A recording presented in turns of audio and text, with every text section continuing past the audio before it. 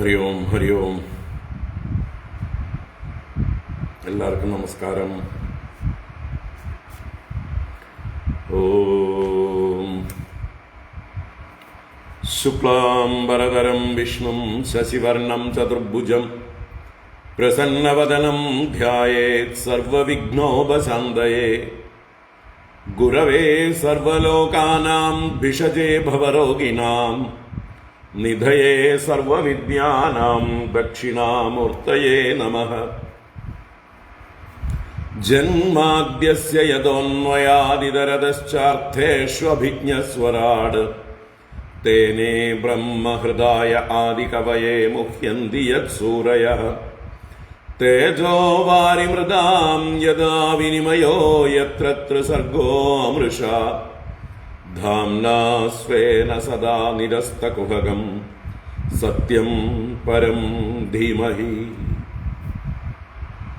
ധർമ്മഃ പ്രോജ്झितकैतवोऽत्र परमो निर्मत्सराणां सदां वेद्यं वास्तवमत्र वस्तु शिवदं तापत्रयोन्मूलनम्.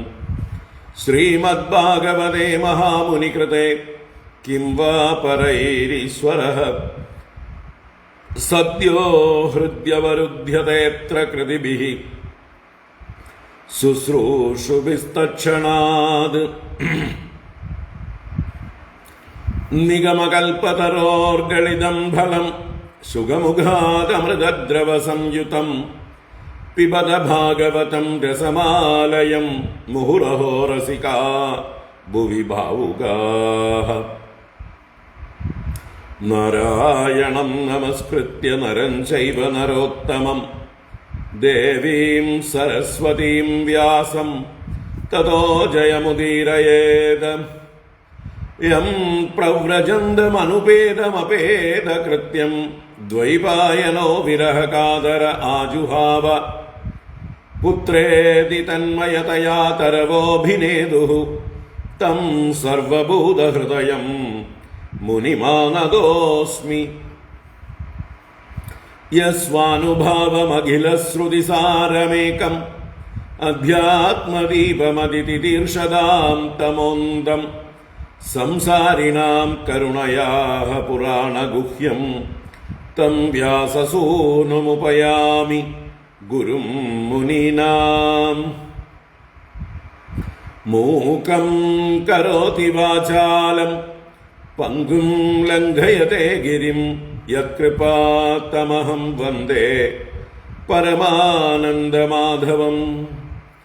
യം ബ്രഹ്മാ വരുണേന്ദ്രരുദ്രമരുതഃ സ്തുന്വന്തി ദിവ്യൈസ്തവൈഃ വേദൈഃ സാംഗപദക്രമോപനിഷദൈഃ ഗായന്തി യം സാമഗാഃ.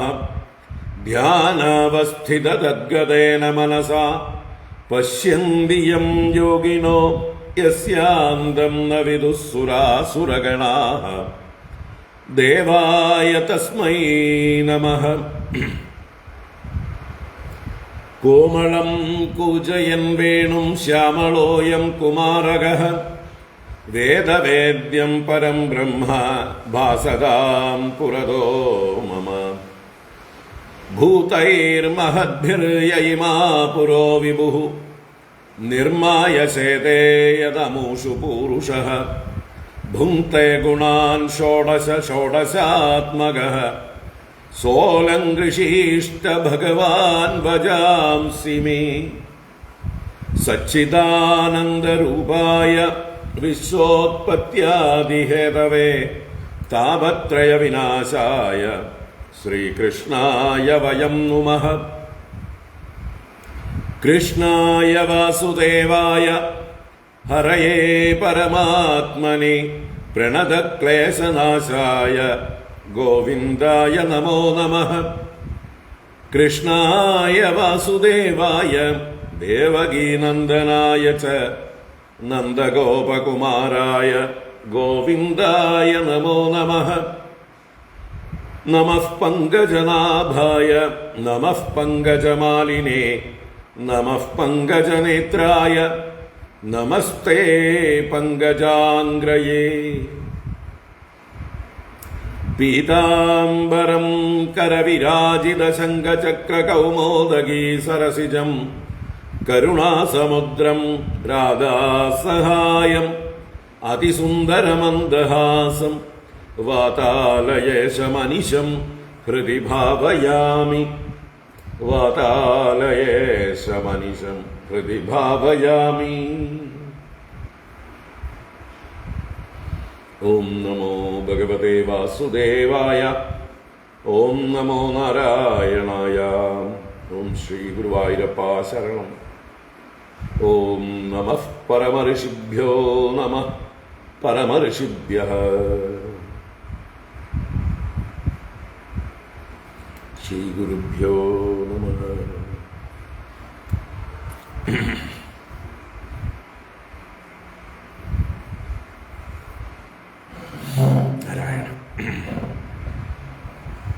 ഹരി ഓം. എല്ലാവർക്കും നമസ്കാരം. എല്ലാവർക്കും സുപ്രഭാതം, ശുഭദിനം. ഭാഗവത ജ്ഞാനഗംഗയിലേക്ക് സുസ്വാഗതം, സുസ്വാഗതം.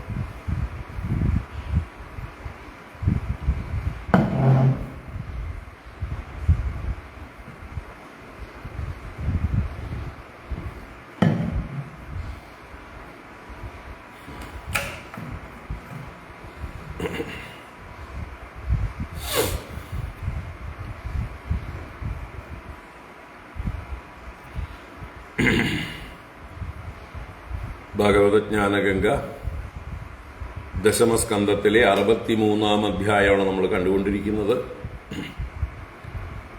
ബാണയുദ്ധം ആണ് വിഷയം. അപ്പോൾ 2 അധ്യായങ്ങളിലായിട്ട് ഭഗവാന്റെ പൗത്രനായ അനിരുദ്ധന്റെ വിവാഹം, ബാണന്റെ പുത്രിയായ ഉഷയുമായിട്ടുള്ള വിവാഹം, അതാണ് ഉഷാ അനിരുദ്ധം. അതാണ് വർണ്ണിച്ചുകൊണ്ടിരിക്കുന്നത്. അപ്പോൾ അതിൻ്റെ ഭാഗമായിട്ട് കാരാഗൃഹത്തിൽ ബന്ധിതനായ അനിരുദ്ധനെ മോചിപ്പിക്കാനായി ദ്വാരകയിൽ നിന്ന് ഭഗവാന്റെ നേതൃത്വത്തിൽ 12 അക്ഷൗഹിണി സൈന്യത്തോടുകൂടി ബലരാമ, പ്രദ്യുമ്ന, സാത്വികാദികൾ യുദ്ധത്തിനായി വന്നതും ബാണൻ അവരെ എതിർത്ത് യുദ്ധം ചെയ്യുന്നതും, മഹാദേവൻ ബാണന്റെ രക്ഷകനാണ്, പുരത്തിന്റെ കാവൽക്കാരനാണ്. അപ്പോൾ മഹാദേവൻ ബാണന് വേണ്ടി യുദ്ധം ചെയ്യുന്നതും, ഭഗവാൻ മഹാദേവനെ വിജൃംഭണാസ്ത്രം കൊണ്ട് മോഹിപ്പിക്കുന്നതും, തുടർന്ന് ഉള്ള യുദ്ധത്തിൽ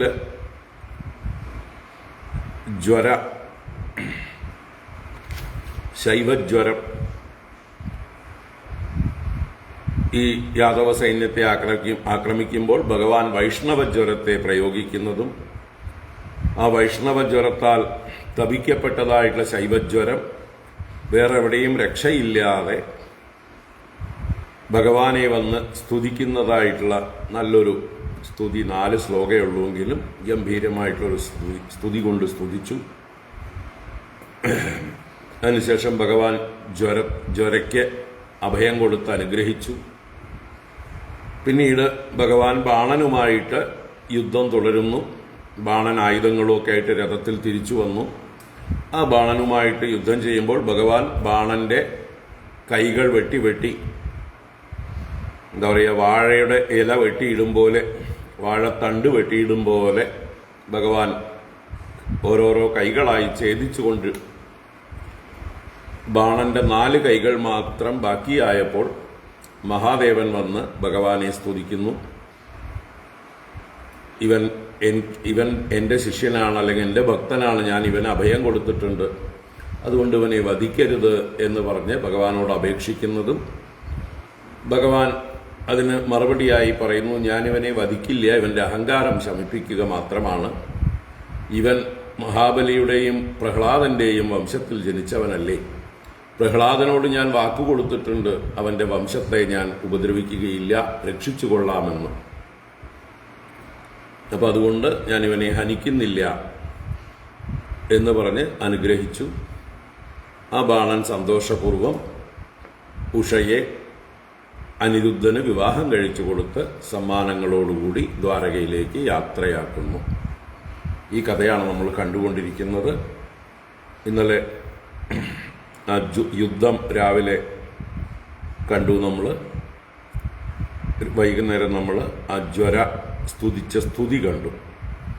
ഇന്ന് അതിൻ്റെ തുടർച്ചയാണ് കാണേണ്ടത്. നമുക്ക് 25-ാം ശ്ലോകം മുതൽക്ക് വായിക്കാം. ജ്വരയുടെ സ്തുതി, ആ സ്തുതി മുതൽക്ക് വായിക്കാം. ഓം നമോ ഭഗവതേ വാസുദേവായ.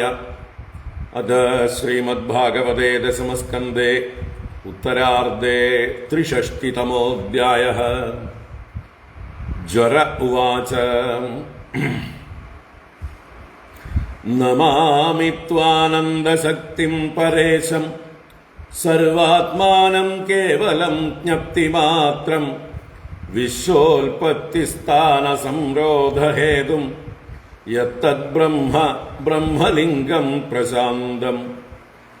കാലോ ദൈവം കർമ്മ ജീവസ്വഭാവോ ദ്രവ്യം ക്ഷേത്രം പ്രാണ ആത്മാ വികാരഃ തൽസംഘാതോ ബീജരോഹ പ്രവാഹഃ ത്വന്മായൈഷാ തന്നിഷേധം പ്രപദ്യേ.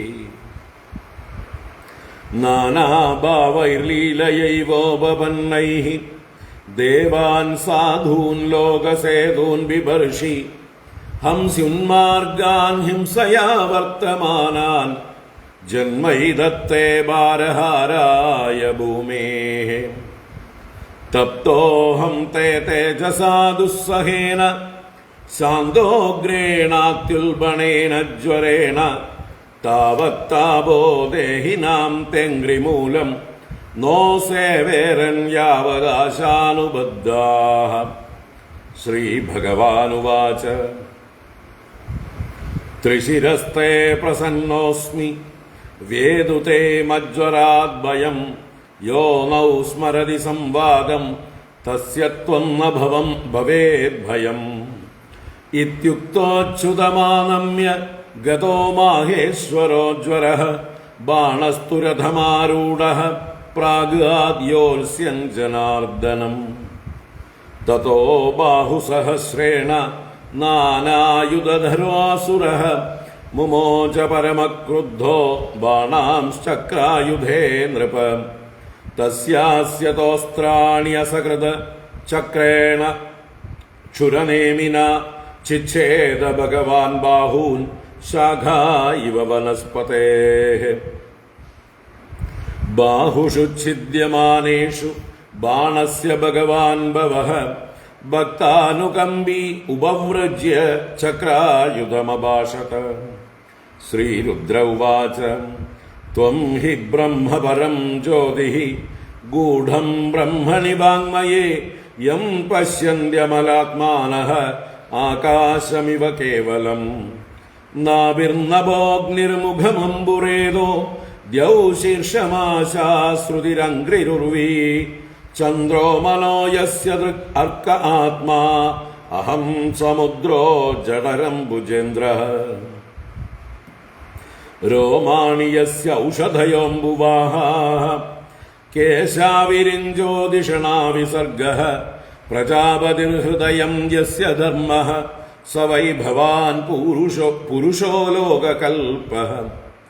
തവാവതാരോയമകുണ്ടദാമൻ ധർമ്മസ്യ ഗുപ്ത്यै ജഗതോ ഭവായ വയം ച സർവേ ഭവതാനുഭാവിതാഃ വിഭാവയാമോ ഭുവനാനി സപ്ത. ത്വമേക ആദ്യഃ പുരുഷോദ്വിതീയഃ തുര്യഃ സ്വദൃക് ഹേതുരഹേതുരീശഃ പ്രദീയസേധാവി യഥാ വികാരം സ്വമായയാ സർവഗുണപ്രസിദ്ധ്യൈ. യദൈവ സൂര്യഃ പിഹിതച്ഛായയാ സ്വയാ ഛായാം ച രൂപാണി ച സഞ്ചകാസ്തി ഏവം ഗുണേനാഭിഹിതോ ഗുണാൻ ത്വം ആത്മപ്രദീപോ ഗുണിനശ്ച ഭൂമൻ. യന്മായാമോഹിതധിയഃ പുത്രദാരഗൃഹാദിഷു ഉന്മജ്ജന്തി നിമജ്ജന്തി പ്രസക്താ വൃജിനാർണവേ. ദേവദത്തമിമം ലബ്ധ്വാ നൃലോകമജിതേന്ദ്രിയഃ യോ നാദ്രിയേത ത്വൽപാദൗ സ ശോച്യോ ഹ്യാത്മവഞ്ചകഃ. യസ്ത്വാം വിസൃജതേ മർത്യഃ ആത്മാനം പ്രിയമീശ്വരം വിപര്യേന്ദ്രിയാർത്ഥാർത്ഥം വിഷമത്തി അമൃതം ത്യജൻ. അഹം ബ്രഹ്മാദവിബുധാഃ മുനയശ്ചാമലാശയാഃ സർവാത്മനാ പ്രപന്നാസ്ത്വാം ആത്മാനം പ്രേഷ്ടമീശ്വരം.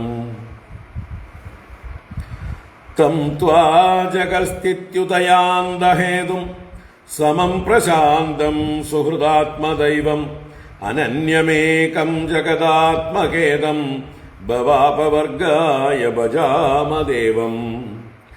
അയം മമേഷ്ടോ ദയിതോനുവർത്തി മയാ ഭയം ദത്തമമുഷ്യദേവ സമ്പാദ്യതാം തദ്ഭവതഃ പ്രസാദോ യഥാ ഹി തേ ദൈത്യപദൗ പ്രസാദഃ.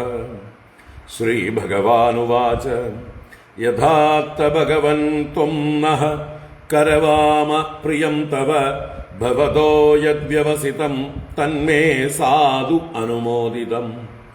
അവധ്യോയം മമാപ്യേഷഃ വൈരോചനിസുതോऽസുരഃ പ്രഹ്ലാദായ വരോ ദത്തോ ന വധ്യോ മേ തവാന്വയഃ. ദർപ്പോപശമനായാസ്യ പ്രവൃഗ്നാബാഹവോ മയാ സൂദിതം ച ബലം ഭൂരി യച്ഛ ഭാരായിതം ഭുവഃ.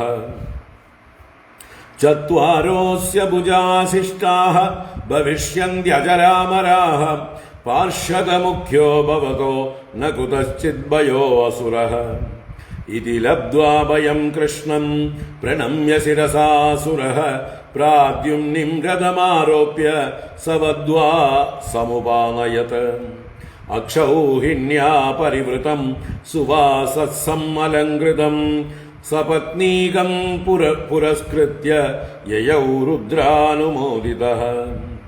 സ്വരാജധാനീം സമലങ്കൃതാം ധ്വജൈഃ സതോരണൈർ ഉക്ഷിതമാർഗചത്വരാം വിവേശ ശങ്കാനകദുന്ദുഭിസ്വനൈഃ അഭ്യുദ്യത പൗരസുഹൃദ്വിജാദിഭിഃ. യയേവം കൃഷ്ണവിജയം ശങ്കരേണ ച സംയുഗം സംസ്മരേത് പ്രാതരുത്ഥായ ന തസ്യ സ്യാത് പരാജയഃ. ഹരി ഓം. ഇത് ശ്രീമദ്ഭാഗവതേ മഹാപുരാണേ പാരമഹംസ്യാം സംഹിതായാം ദശമസ്കന്ധേ ഉത്തരാർദ്ധേ അനിരുദ്ധാനയനം നാമ 63തമോऽധ്യായഃ. സർവത്ര ഗോവിന്ദനാമ സങ്കീർത്തനം. ഗോവിന്ദ ഗോവിന്ദ. നാരായണാഖില ഗുരോ ഭഗവൻ നമസ്തേ. നാരായണാഖില ഗുരോ ഭഗവൻ നമസ്തേ. നാരായണാഖില ഗുരോ ഭഗവൻ നമസ്തേ.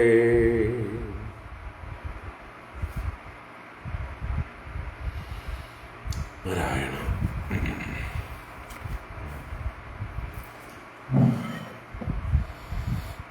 ഹരി ഓം. എല്ലാവർക്കും ഒരിക്കൽക്കുള്ള നമസ്കാരം. എല്ലാവർക്കും ശുഭദിനം, സുസ്വാഗതം. ഭാഗവത ജ്ഞാനഗംഗയിലേക്ക് ഏവർക്കും സുസ്വാഗതം. ദശമസ്കന്ധം 63-ാം അധ്യായം ബാണയുദ്ധം. അതിൽ ബാണാസുരന്റെ രക്ഷകനായ മഹാദേവനും യുദ്ധം ചെയ്ത് മഹാദേവൻ മോഹാത്സ്യപ്പെടുന്നതും ജ്വരം വന്ന് വൈഷ്ണവ അല്ലെങ്കിൽ യാദവ സൈന്യത്തെ ആക്രമിക്കുന്നതും ഭഗവാന്റെ വൈഷ്ണവജ്വരം ശൈവജ്വരത്തെ ആക്രമിച്ച് ഭയപ്പെടുത്തുന്നതും അങ്ങനെ ഭയപ്പെട്ട് ഭഗവാനെ ശരണം പ്രാപിച്ച് സ്തുതിച്ച സ്തുതിയുമാണ് നമ്മൾ ഇതുവരെ കണ്ടത്. ഇപ്പോൾ ഇന്നലെ വൈകുന്നേരം അവസാനം കണ്ടത് ആ ജ്വരയുടെ സ്തുതിയാണ്. ഭഗവാനെ ആ പാരമാർത്ഥിക തലത്തിൽ പരബ്രഹ്മമായും സൃഷ്ടിസ്ഥിതി സംഹാരത്തിന് കാരണഭൂതനായ ഈശ്വരനായും അതുപോലെ സൃഷ്ടിയുടെ ഉപാദാന കാരണങ്ങളായിരിക്കുന്ന എല്ലാ ദ്രവ്യങ്ങളും പ്രകൃതിയും അത് നിമിത്തമുണ്ടാകുന്ന സംസാരവും എല്ലാം അങ്ങയുടെ മായ തന്നെയാകുന്നു എന്നും പറഞ്ഞു. ആ മായയെ നീക്കി എന്തു ശേഷിക്കുന്നുവോ അതാണ് അങ്ങയെ ശരണം പ്രാപിക്കുന്നു. തന്നിഷേധം പ്രപദ്യേ, മായയെ നിഷേധിച്ചു കഴിയുമ്പോൾ എന്ത് ശേഷിക്കുന്നുവോ ആ ഭഗവാനെ ഞാൻ ശരണം പ്രാപിക്കുന്നു എന്ന് പറഞ്ഞു. ശരി, ആ പരബ്രഹ്മം അല്ലെങ്കിൽ സൃഷ്ടിക്ക് കാരണഭൂതമായ ഈശ്വര തത്വം, അതും ഈ മുമ്പിൽ നിൽക്കുന്ന കൃഷ്ണനുമായിട്ട് എന്തു ബന്ധം എന്നാണെങ്കിൽ, അതേ ഈശ്വരൻ തന്നെയാണ് കാലാകാലങ്ങളിൽ വിവിധ അവതാരങ്ങളെടുത്ത് ധർമ്മരക്ഷ ചെയ്യുന്നത്, സജ്ജന രക്ഷ ചെയ്യുന്നത്, ദുഷ്ട നിഗ്രഹം ചെയ്യുന്നത്. ആ അവതാരങ്ങളിൽ, അനേക അവതാരങ്ങളിൽ ഒന്നാണിതാ ഇപ്പോൾ ഈ ശ്രീകൃഷ്ണ രൂപത്തിൽ മുമ്പിൽ നിൽക്കുന്നത്. ഭൂമിയുടെ ഭാരത്തെ ഹരിക്കാനായിക്കൊണ്ടാണ് അങ്ങയുടെ ഈ ജന്മം അഥവാ അവതാരം. അങ്ങയുടെ തേജസ് അഥവാ അങ്ങയുടെ ജ്വരത്താൽ അത് ദുസ്സഹമാണ്. അതുകൊണ്ട് ഞാൻ വളരെയധികം തപ്തനാണ്. അങ്ങയുടെ ജ്വരത്തിന് വല്ലാത്ത ശക്തിയുണ്ട്, അത്യുൽബണമാണത്. അപ്പോ ഞാൻ അങ്ങയെ ശരണം പ്രാപിക്കുന്നതോട് കൂടിയിട്ട് എൻ്റെ എല്ലാ ദുഃഖങ്ങളും താപങ്ങളും തീർന്നുവല്ലോ, തീരേണ്ടതാണല്ലോ, അങ്ങ് തീർക്കേണ്ടതാണല്ലോ എന്ന് പറഞ്ഞുകൊണ്ട് സ്തുതി അവസാനിപ്പിച്ചു. താവത് താപോ ദേഹിനാം തേ അംഗ്രിമൂലം നോ സേവേരൻ യാവദാശാനുബദ്ധാഹ. എത്ര കാലമാണോ ഒരു മനുഷ്യൻ ആശാനുബദ്ധനായി, ആശകളുടെ പുറകെ ബന്ധിക്കപ്പെട്ടവനായി വലിച്ചഴയ്ക്കപ്പെട്ട് ഭഗവാനെ സേവിക്കാതിരിക്കുന്നത്, ഭഗവാന്റെ പാദമൂലം അംഗ്രിമൂലം നോ സേവേരൻ താവത് ദേഹിനാം താപഹ. അത്ര കാലമാണ് ദേഹികൾക്ക് സംസാര ദുഃഖങ്ങൾ അനുഭവിക്കേണ്ടത്, മായ കൊണ്ടുള്ള താപങ്ങളെല്ലാം അനുഭവിക്കേണ്ടത്. അപ്പൊ ഞാനിപ്പതാ അങ്ങയുടെ പാദമൂലത്തെ ആശ്രയിച്ചിരിക്കുന്നു. അതുകൊണ്ട് എൻ്റെ താപങ്ങളെല്ലാം നീങ്ങേണ്ടതാണ്, അങ്ങ് നീക്കേണ്ടതാണ് എന്ന് പ്രാർത്ഥന. ഇങ്ങനെ പ്രാർത്ഥിച്ചതായിട്ടുള്ള സമയത്ത് ഭഗവാൻ ആ 3 ശിരസ്സും 3 പാദവുമുള്ള ജ്വരത്തെ ത്രിശിരഹ എന്ന് സംബോധന ചെയ്തുകൊണ്ട് പറഞ്ഞു, നിന്നിൽ ഞാൻ പ്രസന്നനായിരിക്കുന്നു. എൻ്റെ ജ്വരത്തിൽ നിന്നുള്ള ഭയം നിനക്ക് പൊക്കോട്ടെ, നീ ഭയപ്പെടേണ്ടതില്ല. ഇനി ഞാനും നീയും തമ്മിലുള്ള ഈ സംവാദത്തെ ആരാണോ സ്മരിക്കുന്നത് അവർക്ക് നിന്നിൽ നിന്ന് അഥവാ ജ്വരത്തിൽ നിന്ന് ഭയമുണ്ടാവുകയില്ല. ഇങ്ങനെ പറഞ്ഞ് അനുഗ്രഹീതനായ ആ മാഹേശ്വര ജ്വരം ഭഗവാനെ നമസ്കരിച്ച് പോയി. പിന്നീട് ബാണൻ നിരായുധനായി അമ്മ നഗ്നയായി വന്ന് മുമ്പിൽ നിന്നതുകൊണ്ട് മാത്രം രക്ഷപ്പെട്ട് പുരത്തിലേക്ക് പ്രവേശിച്ചിരുന്ന ബാണൻ തിരിച്ചു വന്നു. രഥത്തിൽ പുതിയൊരു രഥവുമായിട്ട് ആയുധങ്ങളുമായിട്ട് യുദ്ധം ചെയ്യാനായി തയ്യാറായി വന്നു. അതുവരെയാണ് നമ്മൾ ഇന്നലെ പറഞ്ഞു നിർത്തിയത്. ബാണസ്തു രഥമാരൂഢ പ്രാഗാദ് യോത്സ്യൻ ജനാർദ്ദനം. ആ ജനാർദ്ദനനോട് യുദ്ധം ചെയ്യുവാനായിക്കൊണ്ട് പുതിയ രഥത്തിൽ കയറിയവനായിട്ട് പ്രകർഷേണ അഗാദ് അവിടേക്ക് ഗമിച്ചു വന്നു ചേർന്നു എന്ന് പറഞ്ഞു. നമുക്ക് ബാണനുമായിട്ടുള്ള ഭഗവാന്റെ യുദ്ധം തുടർന്ന് കാണാം. 31 ശ്ലോകം മുതൽക്ക്.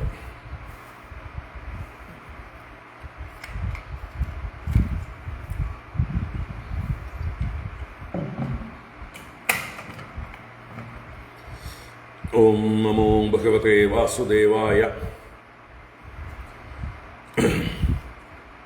ശ്രീശുക ഉവാച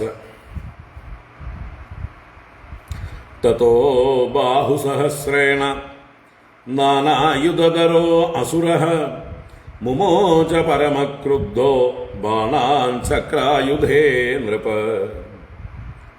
തതോ ബാഹുസഹസ്രേണ നാനായുധധരോ അസുരഃ മുമോച പരമക്രുദ്ധോ ബാണാൻ ചക്രായുധേ നൃപ. തതഃ അനന്തരം ബാഹുസഹസ്രേണ നാനാ ആയുധതരഃ അസുരഃ.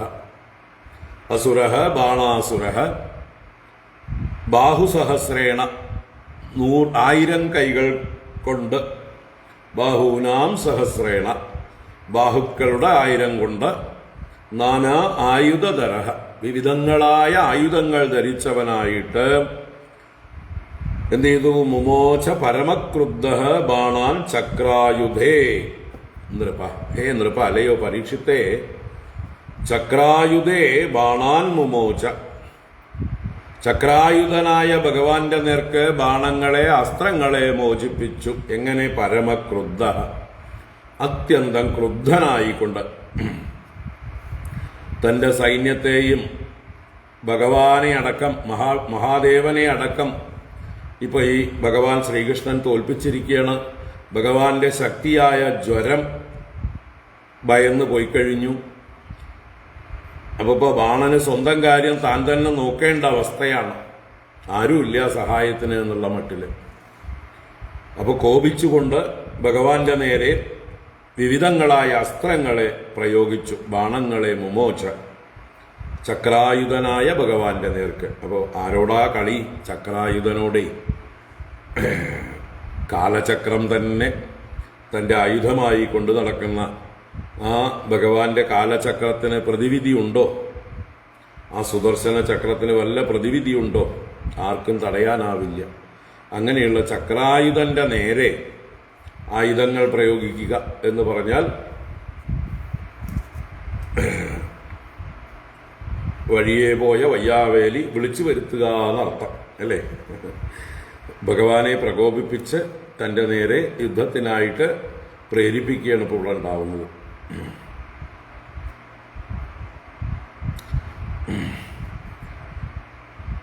തസ്യാസ്യതോസ്ത്രാണി അസകൃത ചക്രേണ ക്ഷുരനേമിന ചിച്ഛേദ ഭഗവാൻ ബാഹൂൻ ശാഖാ ഇവ വനസ്പതേഃ.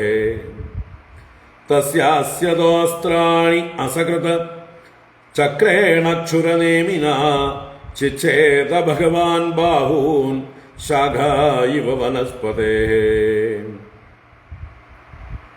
തസ്യ അസ്യതഃ അസ്ത്രാണി അസകൃത്. അസകൃത് അസ്ത്രാണി അസ്യതഃ തസ്യ.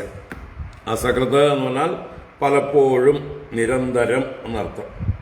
അപ്പൊ നിരന്തരമായിട്ട് അസ്ത്രാണി അസ്യതഃ, അസ്ത്രങ്ങളെ അസിക്കുക, വിക്ഷേപിക്കുക.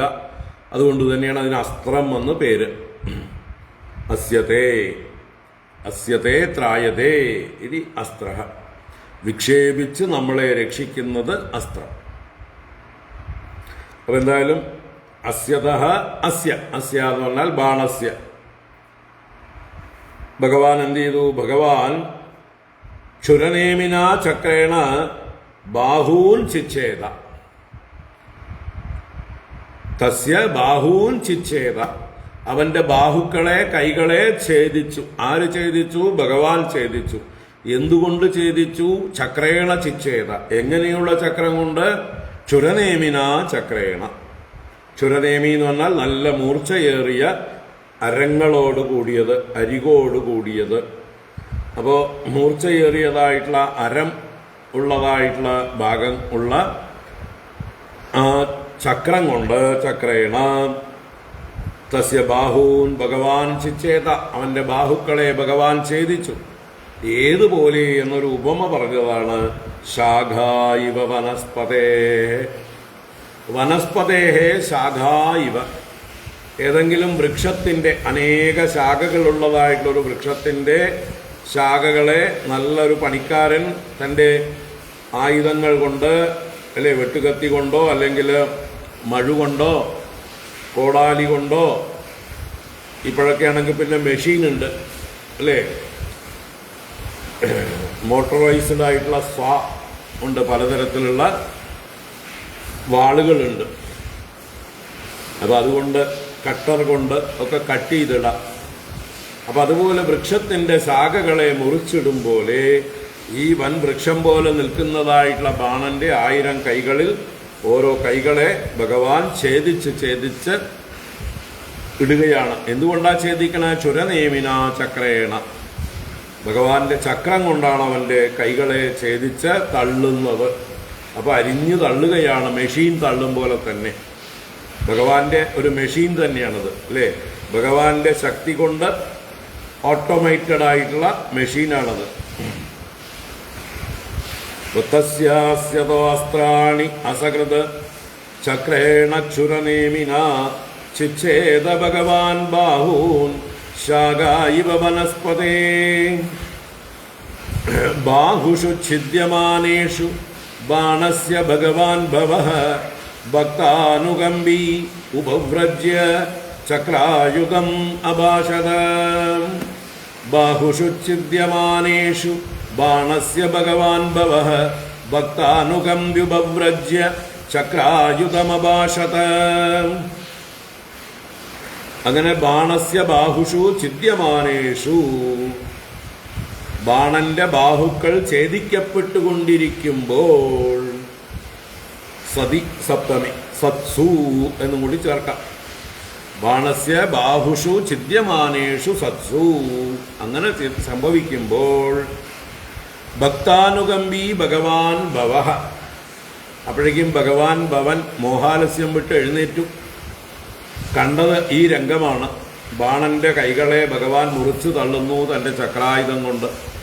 ഇത് കണ്ട ഭവൻ, ഭഗവാൻ ഭവൻ, ഭവൻ എന്നാൽ മഹാദേവൻ, ഭക്താനുകമ്പിയാണ്. തൻ്റെ ഭക്തനോടുള്ള അനുകമ്പ കാരണമായിട്ട്, അനുകമ്പയുള്ളവനായിട്ട് ഭവൻ എന്ത് ചെയ്തു? ഉപവ്രജ്യ, അടുത്തേക്ക് ചെന്നിട്ട് ചക്രായുധം, ചക്രായുധനായ ഭഗവാനോട്, വിഷ്ണുവിനോട്, ശ്രീകൃഷ്ണനോട് അഭാഷത, ഇങ്ങനെ ഭാഷണം ചെയ്തു. അപ്പോൾ മഹാദേവൻ തൻ്റെ ഭക്തനോടുള്ള വാത്സല്യം കൊണ്ട്, കരുണ കൊണ്ട്, ഭഗവാൻ ഇനി ബാണനെ വധിച്ചു കളയുമോ എന്നുള്ള പേടി കൊണ്ട് മഹാദേവൻ കൃഷ്ണന്റെ അടുത്തേക്ക് ചെന്ന് കൃഷ്ണനോട് അപേക്ഷാരൂപത്തിൽ സ്തുതിച്ചുകൊണ്ട് ഇപ്രകാരം പറഞ്ഞു എന്നാണ്. ചക്രായുധം അഭാഷത. ഇനി ആ രുദ്രന്റെ സ്തുതിയാണ് ഭഗവാനെ, കൃഷ്ണനെ. ഒരു സെക്കൻഡ് പോരാ.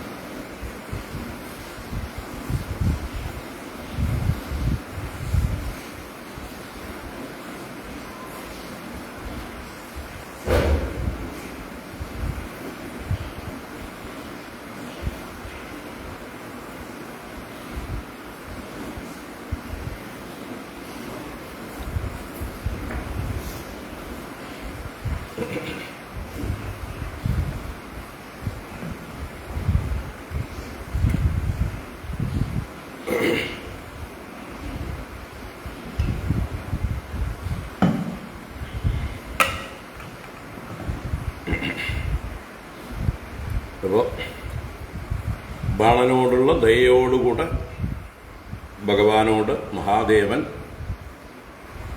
അഭ്യർത്ഥിക്കുന്ന, പ്രാർത്ഥിക്കുന്ന ആ ഒരു സ്തുതി കൂടിയാണ് നമുക്ക് കാണാം. ശ്രീരുദ്ര ഉവാച ത്വം ഹി ബ്രഹ്മ പരം ജ്യോതിഃ ഗൂഢം ബ്രഹ്മണി വാങ്മയേ യം പശ്യന്ത്യമലാത്മാനഃ ആകാശമിവ കേവലം. ശ്രീരുദ്ര ഉവാച ത്വം ഹി ബ്രഹ്മ പരം ജ്യോതിഃ ഗൂഢം ബ്രഹ്മണി വാങ്മയേ യം പശ്യന്ത്യമലാത്മാനഃ ആകാശമിവ കേവലം.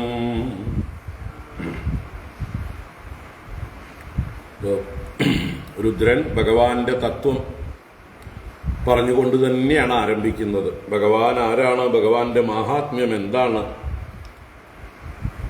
അതറിയാത്തത് കൊണ്ടാണ് ഈ ബാണൻ അസുര സ്വഭാവത്തോടുകൂടി ഭഗവാനോട് യുദ്ധം ചെയ്യുന്നത്, അല്ലേ? അപ്പോൾ ആ ബാണൻ കേട്ടോട്ടെ ഭഗവാൻ ആരാണെന്നുള്ളത്. അങ്ങനെ അവന് മനസ്സിന് മാറ്റമുണ്ടാവട്ടെ, അല്ലേ? ബാണന്റെ മനസ്സ് മാറാൻ ബാണന് ഭഗവാനെ കുറിച്ചിട്ടുള്ള അറിവ് വേണം. അതാണ് ഇവിടെ ശ്രീരുദ്രൻ ഭഗവാനെ സ്തുതിക്കുന്നതിലൂടെ ചെയ്യുന്നത്. രുദ്ര ഉവാച, രുദ്രൻ പറയുന്നു, ത്വം ഹി ബ്രഹ്മ പരം ജ്യോതി ഗൂഢം ബ്രഹ്മണി വാങ്മയേ. അപ്പൊ ത്വം ഹി, അങ്ങ് തന്നെ, അങ്ങാകുന്നു. എന്താകുന്നു? ബ്രഹ്മ എന്ന് പറയുന്നത്. ഏത് ബ്രഹ്മ? വാങ്മയേ ബ്രഹ്മണി ഗൂഢം. വാങ്മയേ ബ്രഹ്മണി ഗൂഢം. വാങ്മയമായ ബ്രഹ്മം എന്ന് പറഞ്ഞാലോ ശബ്ദബ്രഹ്മം, വേദം. അവിടെ ബ്രഹ്മശബ്ദത്തിന് വേദം എന്നർത്ഥം. വാങ്മയേ ബ്രഹ്മണി എന്ന് പറയുമ്പോൾ വാങ്മയമായ ബ്രഹ്മത്തിൽ, ശബ്ദബ്രഹ്മമായ വേദത്തിൽ ഗൂഢമായിരിക്കുന്നവൻ, അതിൽ മറഞ്ഞിരിക്കുന്നവൻ, അതിൻ്റെ തത്വമായിരിക്കുന്നവൻ. വേദങ്ങളിലൊക്കെ ഏതൊരു വസ്തുവിനെയാണോ പല വാക്കുകളെ കൊണ്ട് പറയാൻ ശ്രമിച്ചിരിക്കുന്നത്, എത്ര പറയാൻ ശ്രമിച്ചാലും അത് വേണ്ടതുപോലെ തെളിഞ്ഞ് പ്രകാശിക്കാൻ പ്രയാസമാണ്. ആർക്കാണോ യോഗ്യതയില്ലാത്തത് അവർക്ക്. യോഗ്യതയുള്ളവർക്ക് ഈശ്വരാനുഗ്രഹം കൊണ്ടും ഗുരുകാരുണ്യം കൊണ്ടും ശാസ്ത്ര കൃപ കൊണ്ടും ആത്മകൃപ കൊണ്ടും ആ തത്വം എത്ര ഗൂഢമാണെങ്കിലും അവരുടെ ഉള്ളിൽ അത് പ്രകാശിക്കും. അപ്പോൾ ഈശ്വരകൃപ, ഈശ്വരകാരുണ്യം വേണം, ശാസ്ത്രകൃപ വേണം, ഗുരു അനുഗ്രഹം വേണം, അവനവന് യോഗ്യതയുണ്ടാവണം. ആത്മകൃപ എന്ന് അതിന് പറയും. അവനവന് യോഗ്യത എന്ന് പറഞ്ഞാൽ ഒരു നല്ല സംസ്കാരം, ഈ ഈശ്വര തത്വത്തെ അറിയാനുള്ള അതിയായ തൃഷ്ണ, ആഗ്രഹം. അപ്പൊ അങ്ങനെയുള്ള എല്ലാ യോഗ്യതകളും തികഞ്ഞിട്ടുള്ളവർക്ക് എത്ര ഗൂഢമായിട്ടുള്ളതാണെങ്കിലും അതിൻ്റെ ഒരു അനുഭവം ഉള്ളിലുണ്ടാവും. അതല്ലാത്തവർക്ക് എത്ര തന്നെ ആരൊക്കെ എത്ര ഉച്ചത്തിൽ എത്ര വലിയ മൈക്കുകൾ കെട്ടി വിളിച്ചു പറഞ്ഞാലും, അല്ലേ, ഇത്ര വലിയ ഉച്ചഭാഷിണികളിലൂടെ നാടും നഗരവും മുഴുവൻ കേൾക്കുന്ന പോലെ വിളിച്ചു പറഞ്ഞാലും വ്യക്തമാവുകയേ ഇല്ല. ആർക്ക്? യോഗ്യതയില്ലാത്തവർക്ക്, അർഹതയില്ലാത്തവർക്ക്. അതുകൊണ്ടത് ഗൂഢം തന്നെയാണ്. അപ്പോൾ അത് ഗ്രഹിക്കുന്നവരുടെ യോഗ്യതയാണ് നിശ്ചയിക്കുന്നത് അവർക്ക് എത്രത്തോളം അതിനെക്കുറിച്ച് ഉൾക്കൊള്ളാൻ കഴിയും എന്നുള്ളത്. അപ്പോൾ അങ്ങെന്താണ്? വാങ്മയേ ബ്രഹ്മണി ഗൂഢം പരം ജ്യോതിഹി ബ്രഹ്മാഹി. ആ പരമജ്യോതിസായ ബ്രഹ്മമാകുന്നു. വാസ്തവത്തിൽ എന്നും പ്രകാശിക്കുന്നത് അത് മാത്രമേ ഉള്ളൂ. സ്വയം പ്രകാശിക്കുന്ന ആ ഒരൊറ്റ വസ്തുവേ ഉള്ളൂ. അതുകൊണ്ടാണത് പരമജ്യോതി എന്ന് പറഞ്ഞത്. തസ്യവാസാ സർവമിതം വിഭാതി. അതിൻ്റെ ജ്യോതിസ് കൊണ്ടാണ്, അതിൻ്റെ പ്രകാശം കൊണ്ടാണ് ഈ പ്രപഞ്ചത്തിലെ നാനാനാമരൂപങ്ങളെല്ലാം പ്രകാശിക്കുന്നത്. സ്വയം പ്രകാശമുള്ള ഒരേ ഒരു വസ്തുവേ ഉള്ളൂ, ആ പരബ്രഹ്മ, പരം ജ്യോതി. അതാണ് ഇവിടെ പരം ജ്യോതിയായ ആ ബ്രഹ്മം തന്നെയാണ് അങ്ങ്. സത്യം പരം ധീമഹി. You are the eternal reality. You are the absolute reality എന്നാണ് ഈ പറയുന്നത്. ത്വം വാങ്മയേ ബ്രഹ്മണി ഗൂഢം പരം ജ്യോതി ബ്രഹ്മഹി. അമലാത്മാനഃ ആകാശമിവ കേവലം യം പശ്യന്തി. ഞാൻ പറഞ്ഞു കഴിഞ്ഞ കാര്യം ഇവിടെ പറയണു. അമലാത്മാനഃ, അമലമായ ആത്മാ അന്ധക്കരണം. അപ്പൊ നിർമ്മലാന്തക്കരണന്മാരായിട്ടുള്ള ശുദ്ധ ഹൃദയന്മാരായിട്ടുള്ളവർ, അസൂയാദി ദോഷങ്ങളില്ലാത്തവർ, കാമക്രോധാദി ദോഷങ്ങളില്ലാത്തവർ, യാതൊരു തരത്തിലുള്ള കാപട്യവുമില്ലാത്തവർ, അങ്ങനെയുള്ള അമലാത്മാനഃ നിഷ്കളങ്കരായിട്ടുള്ള ആളുകൾ ഈ വസ്തുവിനെ, ഈ പരം ജ്യോതിസിനെ ഗൂഢമായിട്ടുള്ളതാണെങ്കിലും ആകാശം ഇവ കേവലം യം പശ്യന്തി, ആകാശത്തെ എന്ന പോലെ. ആകാശം പരിശുദ്ധമാണ്, സർവവ്യാപിയാണ്, എല്ലായിടത്തും നിറഞ്ഞിരിക്കുന്നതാണ് ആകാശം. ആകാശത്തെ മലിനമാക്കാൻ ആർക്കും സാധ്യമല്ല. ആകാശം എപ്പോഴും അമലം തന്നെയാണ്, പരിശുദ്ധം തന്നെയാണ്. അപ്പൊ ആകാശം പോലെ പരിശുദ്ധവും ആകാശം പോലെ എല്ലായിടത്തും നിറഞ്ഞിരിക്കുന്നതുമായ കേവലമായ വസ്തുവിനെ, രണ്ടില്ലാത്ത വസ്തുവിനെ യം പശ്യന്തി കാണുന്നു. അപ്പൊ ആര് കാണുന്നു? അമലാത്മാനഃ പശ്യന്തി. നല്ല മലം നിറഞ്ഞിരിക്കുന്ന മനസ്സുള്ളവർക്കിത് കാണാൻ സാധിക്കില്ല, അവർക്കിത് ഗൂഢം. അപ്പൊ ഇത് എല്ലാവർക്കും കാണാൻ എന്തുകൊണ്ട് സാധിക്കുന്നില്ല? എല്ലാവർക്കും കാണേണ്ടതല്ലേ? ഒരു വസ്തു ഉണ്ടെങ്കിൽ ആ വസ്തുവിനെ കാണാൻ എല്ലാവർക്കും ഒരുപോലെ സാധിക്കണ്ടേ? അല്ലേ? 10 ആള് നിരന്നു നിൽക്കുമ്പോൾ അവരുടെ മുമ്പിലുള്ള സ്ഥൂലമായ ഒരു വസ്തുവിനെ 10 ആൾക്കും കാണാൻ പറ്റില്ലേ? കാണാൻ പറ്റും. പക്ഷെ ആർക്കെങ്കിലും കണ്ണിന് കാഴ്ചയില്ലെങ്കിലോ?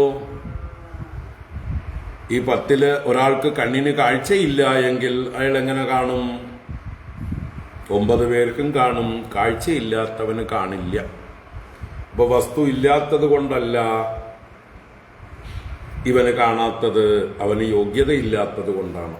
കാണാനുള്ള ഉപകരണം ശരിയല്ല അവന്റെ കയ്യിൽ.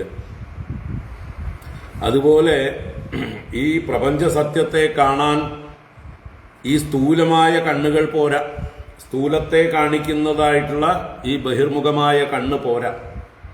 ഇതിനുള്ള കണ്ണ് ശുദ്ധമായ അന്ധക്കരണമാണ്, ശുദ്ധമായ ഹൃദയമാണ്, നല്ല മനസ്സാണ്. അപ്പം അങ്ങനെയുള്ളവർക്ക് മാത്രമേ ഇത് കാണുള്ളൂ എന്ന് താല്പര്യം.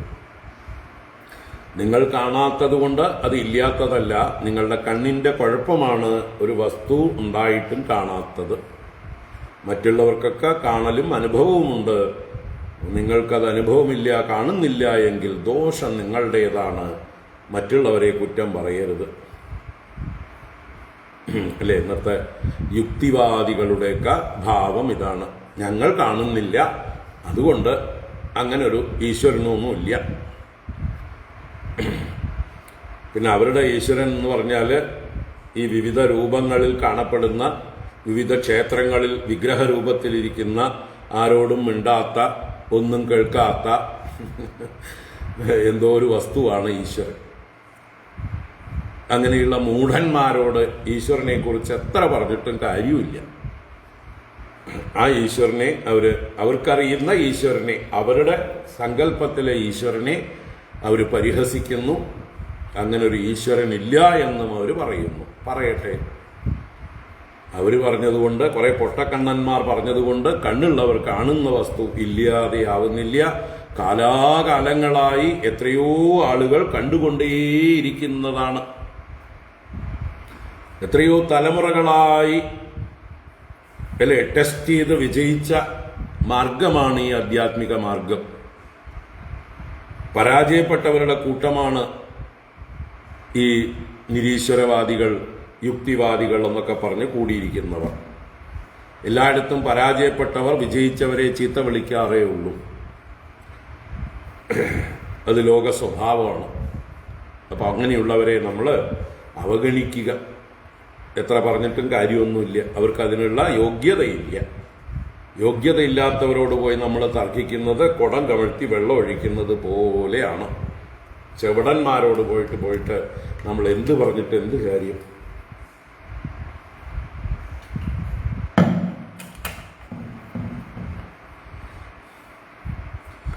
അതുകൊണ്ട് ആര് കാണുന്നു? അമലാത്മാനഃ പശ്യന്തി ആകാശമിവ കേവലം. അപ്പോൾ ആകാശം അത്യന്തം നിർമ്മലവും എല്ലായിടത്തും നിറഞ്ഞിരിക്കുന്നതുമാണ് എന്ന് പറഞ്ഞ് ചില മൂഢന്മാർ വേണമെങ്കിൽ പറയും ആകാശം ഇല്ലാത്തതാകുന്നു. കാരണം ആകാശത്തെ ഞാൻ കാണുന്നില്ല. അതെ, ആകാശം കാണാൻ പറ്റുന്നൊരു വസ്തുവല്ല, അത് കണ്ണിന്റെ വിഷയമല്ല, അത് അനുമാനിക്കേണ്ട വിഷയമാണ്. അതിന് ആകാശത്തിന് പ്രമാണം ശബ്ദമാണ്. നിങ്ങൾക്ക് ശബ്ദങ്ങൾ കേൾക്കാൻ കഴിയുണ്ടോ? ആകാശമുള്ളത് കൊണ്ടാണ് ശബ്ദം കേൾക്കുന്നത്. സ്പേസിന്റെ ധർമ്മം ശബ്ദത്തെ സഞ്ചരിപ്പിക്കുക എന്നതാണ്. എവിടെ ശബ്ദം സഞ്ചരിക്കുന്നു? സ്പേസ് ഉള്ളിടത്ത് മാത്രം. ആ സ്പേസാണ് ആകാശം. എല്ലാറ്റിനും അക്കോമഡേഷൻ കൊടുക്കുന്നതാണ് ആകാശം. നിങ്ങളും ഞാനും ഈ ലോകവും ലോകത്തിലുള്ള സകല വസ്തുക്കളും ഇവിടെ എവിടെയെങ്കിലും ഇരിക്കുന്നുണ്ടെങ്കിൽ ആ ഇരിക്കുന്ന സ്ഥാനത്തിന്റെ പേരാണ് ആകാശം. ആകാശം എൻ്റെ കണ്ണുകൊണ്ട് കണ്ടില്ല, അതുകൊണ്ടില്ല. എനിക്ക് തൊട്ടു നോക്കാൻ പറ്റുന്നില്ല, അതുകൊണ്ടില്ല എന്നൊക്കെ പറയുന്നത് ആകാശത്തിൻ്റെ തത്വം അറിയാത്തതുകൊണ്ട്. അത് സൂക്ഷ്മമാണ്. അത് ശ്രോത്രേന്ദ്രിയം കൊണ്ട് മാത്രം അനുമാനിച്ചറിയേണ്ടതാണ്. ശബ്ദം കേൾക്കുന്നുണ്ട്, അതുകൊണ്ട് ആകാശമുണ്ട്, അത്രേ പറ്റുള്ളൂ. അതുവരയ്ക്കേ പറ്റുള്ളൂ. എല്ലാറ്റിനും ഇവിടെ അവകാശമുണ്ട്. ഓരോ വസ്തുവിനും ഇവിടെ ഇരിക്കാനിടമുണ്ട്, അതുകൊണ്ട് ആകാശമുണ്ട്. ഇത്രേ പറയാൻ പറ്റുള്ളൂ. അതുപോലെയാണ് ഈ ആത്മതത്വം, ഈശ്വരതത്വം, ബ്രഹ്മതത്വം. അപ്പൊ അങ്ങനെയുള്ള പരമതത്വമാണ്, ഗൂഢമായിട്ടുള്ള തത്വമാണ്, മന്ദബുദ്ധികൾക്ക് തെളിഞ്ഞു കിട്ടുന്നതല്ല. ത്വം ഹി ബ്രഹ്മപരം ജ്യോതി ഗൂഢം ബ്രഹ്മണി വാങ്മയേ യം പശ്യന്ത്യമലാത്മാനഃ ആകാശമിവ കേവലം. അപ്പൊ ആ വേദവാക്കുകളെ വേണ്ട പോലെ ഗുരുവിന്റെ അനുഗ്രഹത്തോടെ വിചാരം ചെയ്യുമ്പോൾ, മനനം ചെയ്യുമ്പോഴാണ് ഈ തത്വം കാണാൻ കഴിയുക, വെളിവായി കിട്ടുക. ഇനി നാഭിർനഭോഗ്നിർമുഖമംബുരേതോ ദ്യൗശീർഷമാശാ ശ്രുതിരംഗ്രിരുർവി ചന്ദ്രോ മനോ യസ്യ ദൃഗർക്ക ആത്മാ അഹം സമുദ്രോ ജഡരംബുജേന്ദ്രഃ. നാഭിർനഭോ അഗ്നിർമുഖമംബുരേതോ ദ്യൗശീർഷമാശാ ശ്രുതിരംഗ്രിരുർവി ചന്ദ്രോ മനോ യസ്യ ദൃഗർക്ക ആത്മാ അഹം സമുദ്രോ ജഡരംബുജേന്ദ്രഃ. ഇനി ആത്മതത്വം അല്ലെങ്കിൽ ബ്രഹ്മതത്വം അത്യന്തം സൂക്ഷ്മം, ആകാശമിവ നിർമ്മലം, കേവലം, ഗൂഢം. ആ ഗൂഢമായതിനെ, അതിന്റെ തത്വത്തെ, പാരമാർത്ഥിക തത്വത്തെ അറിയാൻ കഴിയാത്തവർക്ക് വേണ്ടി ഇതാ ഈ കാണപ്പെടുന്നതായിട്ടുള്ള പ്രപഞ്ചമായി, ഇതിലെ സകല വസ്തുക്കളുമായി, സകല പ്രതിഭാസങ്ങളുമായി പ്രകാശിക്കുന്നത് ആ ബ്രഹ്മതത്വം തന്നെ. അപ്പൊ ഈ കാണുന്ന വിശ്വം അത് അവന്റെ രൂപമാണ്. ഏകവും കേവലമായിരിക്കുന്ന ഗൂഢമായിരിക്കുന്ന വസ്തു തന്നെയാണ് ഈ പ്രപഞ്ചാകാരത്തിൽ സ്പഷ്ടമായും കാണുന്നത്, വ്യക്തമായും കാണുന്നത്. അപ്പൊ നിങ്ങൾ വ്യക്തമായി ഈ പ്രപഞ്ചത്തെ കാണുന്നു, ഗൂഢനായ ഈശ്വരനെ കാണുന്നില്ല. അതുകൊണ്ട് കാണാത്ത ഈശ്വരൻ ഇല്ല, ഈ പ്രപഞ്ചം മാത്രമാണ് സത്യം എന്നാണ് കരുതുന്നതെങ്കിൽ നിങ്ങൾക്ക് തെറ്റി. നിങ്ങൾ കാണുന്ന ഈ പ്രപഞ്ചം അവന്റെ മാനിഫെസ്റ്റേഷനാണ്, അവന്റെ വിഭൂതിയാണ്, അവന്റെ വിശ്വരൂപമാണ്.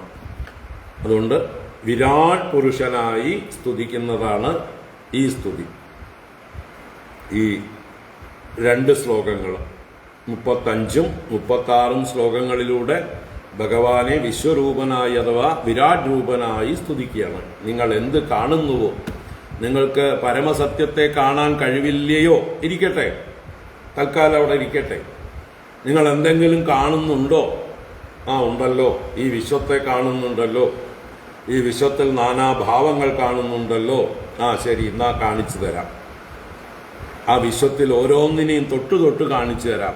ഈ വിശ്വത്തിൽ ഇന്നന്ന സാധനങ്ങൾ അവന്റെ ഇന്നന്ന അവയവങ്ങളായി മനസ്സിലാക്കണം. ആ ഈശ്വരന്റെ ഒരു മാനിഫെസ്റ്റഡ് ആയിട്ടുള്ളൊരു ഭാവമായി, ഒരു വേർഷനായി മനസ്സിലാക്കേണ്ടതാണ്. അവനെ മുഴുവനായിട്ട് അറിയാൻ കഴിയില്ല. അവന്റെ ഒരു ചെറിയ അംശം കൊണ്ടാണ് ഈ കാണപ്പെടുന്ന വിശ്വം ഉണ്ടായിരിക്കുന്നത്. അതിനെ കാണുമ്പോൾ അവനെ കാണുക, അതിലൂടെ അവനെ കാണുക. അവൻ മാത്രമാണ് സത്യം. ഇത് അവന്റെ പ്രതിഭാസം മാത്രമാണ്, അവന്റെ വിഭൂതി മാത്രമാണ്. അപ്പോൾ യസ്യ നാഭിഹി നഭഃ, ഏതൊരുവന്റെ നാഭി അഥവാ പൊക്കിൾ സ്ഥാനം, അതാണ് ഈ കാണുന്ന നഭസ്, ആകാശം. മുഖം അഗ്നിഹി, ഏതൊരുവന്റെ വായ, മുഖമെന്നാൽ വായ, വായയാണ് അഗ്നി.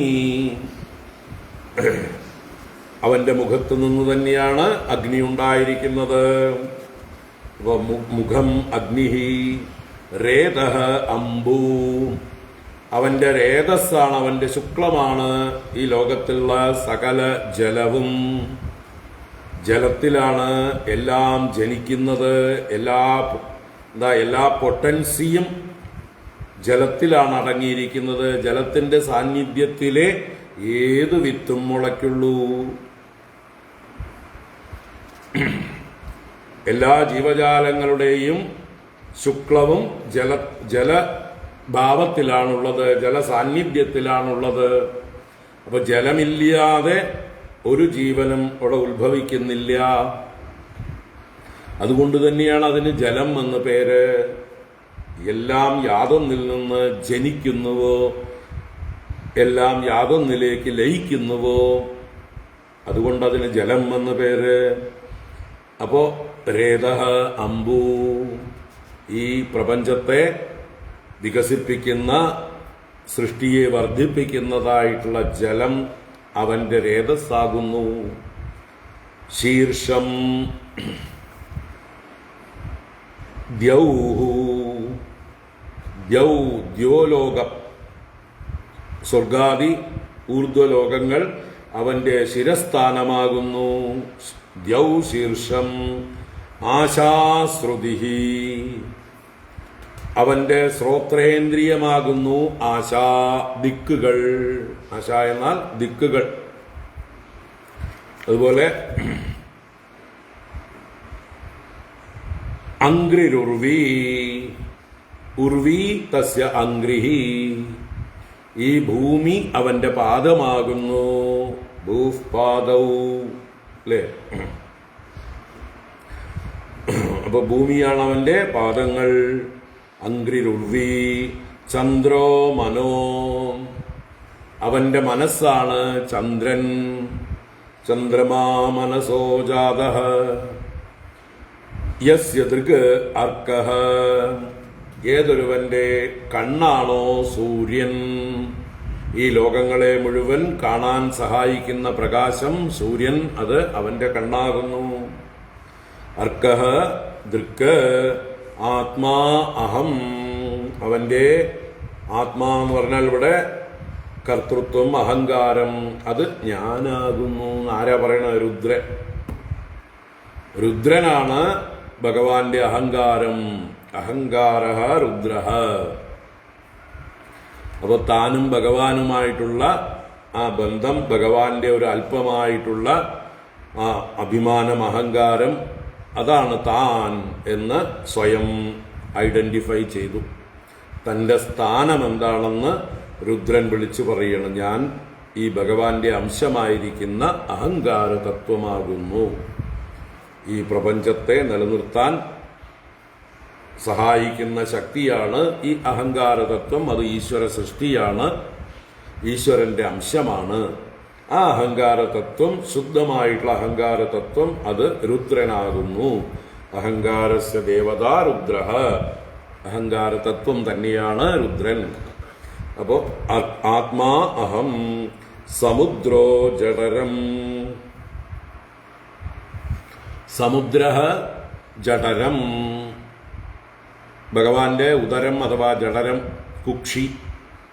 കുക്ഷിയാണ് സമുദ്രം.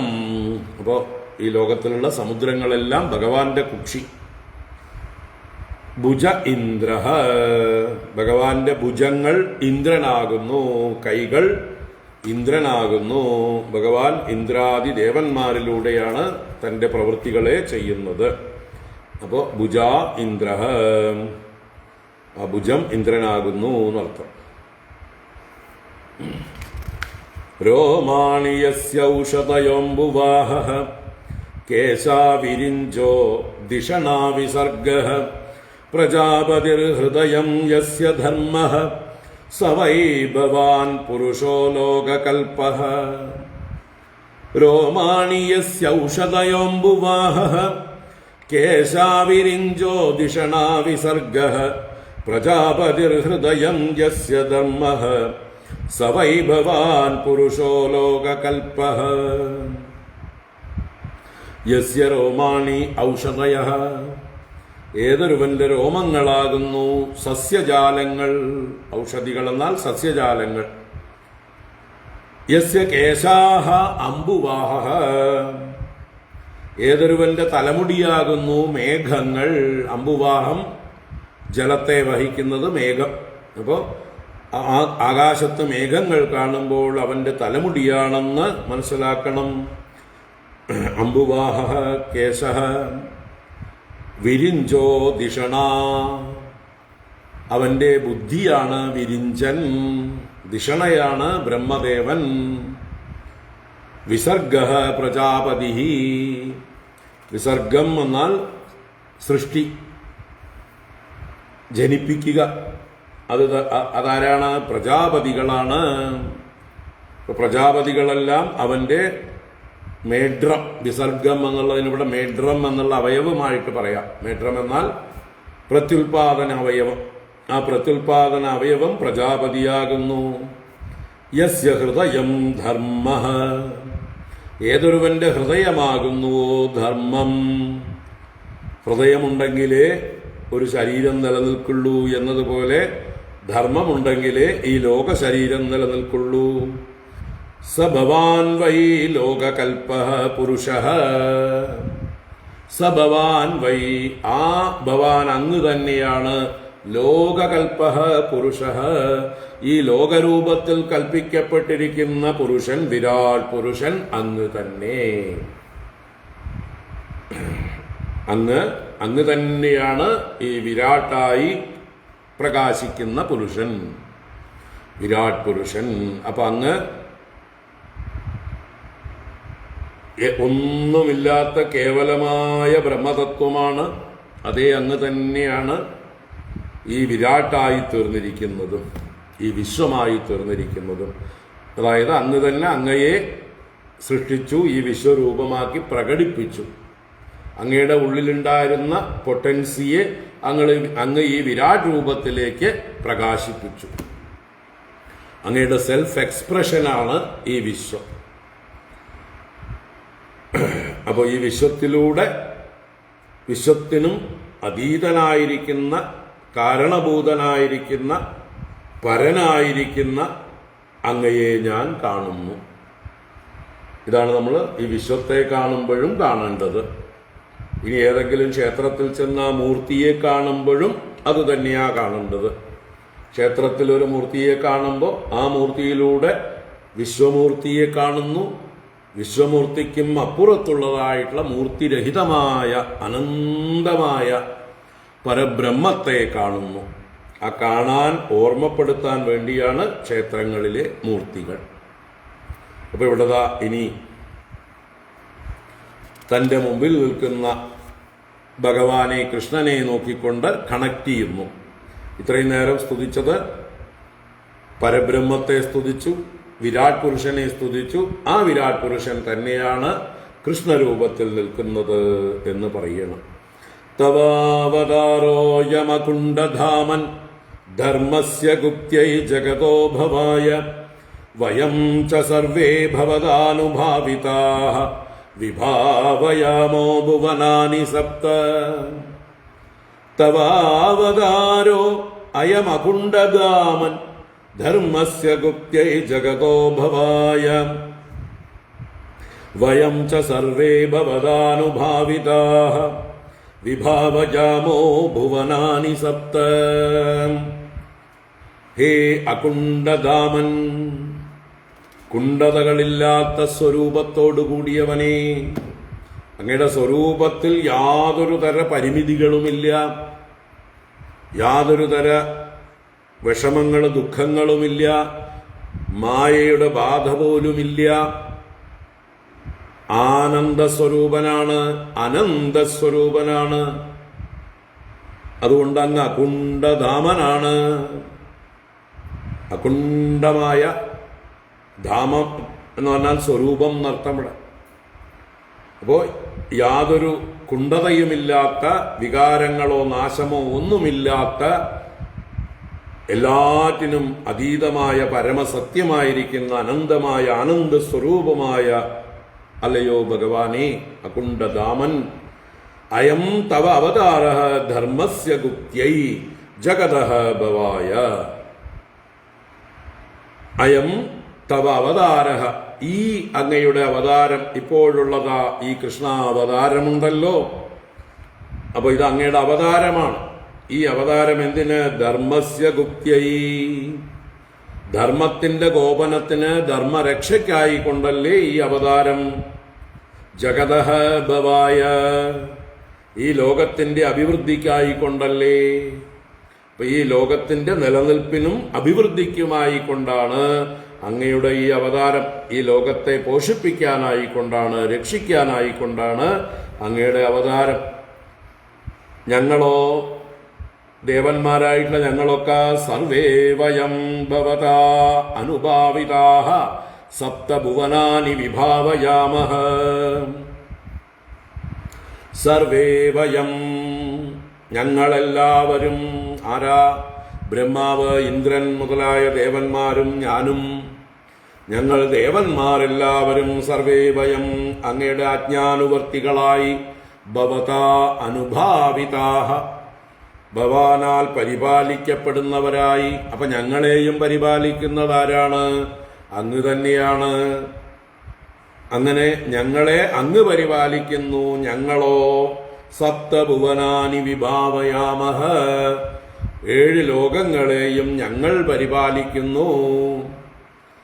അപ്പൊ ഞങ്ങൾ 7 ലോകങ്ങളെ പരിപാലിക്കുന്നു. പക്ഷെ ഞങ്ങൾ സ്വതന്ത്രരായിട്ടല്ല പരിപാലിക്കുന്നത്.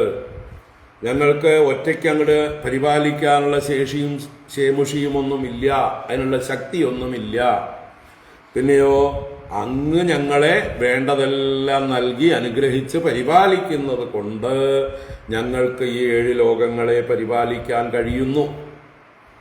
അപ്പൊ എല്ലാറ്റിനും മുകളിൽ ആരാണ്? അങ്ങ് തന്നെയാണ്. അങ്ങയുടെ ആജ്ഞാനുവർത്തികളാണ്, അങ്ങയുടെ കിങ്കരന്മാരാണ്. അങ്ങയാൽ അനുഗ്രഹീതരായതുകൊണ്ട് മാത്രം ഈ സ്ഥാനത്തിരുന്ന് ഞങ്ങളെ ഏൽപ്പിച്ചതായിട്ടുള്ള ചില കാര്യങ്ങളൊക്കെ ഞങ്ങൾ ചെയ്യുന്നു.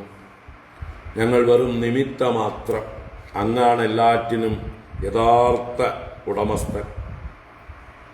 അങ്ങ് തന്നെയാണ് വിശ്വത്തിൻ്റെ കർത്താവും, അതുപോലെ സംരക്ഷകനും, സംഹർത്താവും, ഭോക്താവും എല്ലാം അങ്ങ് തന്നെ.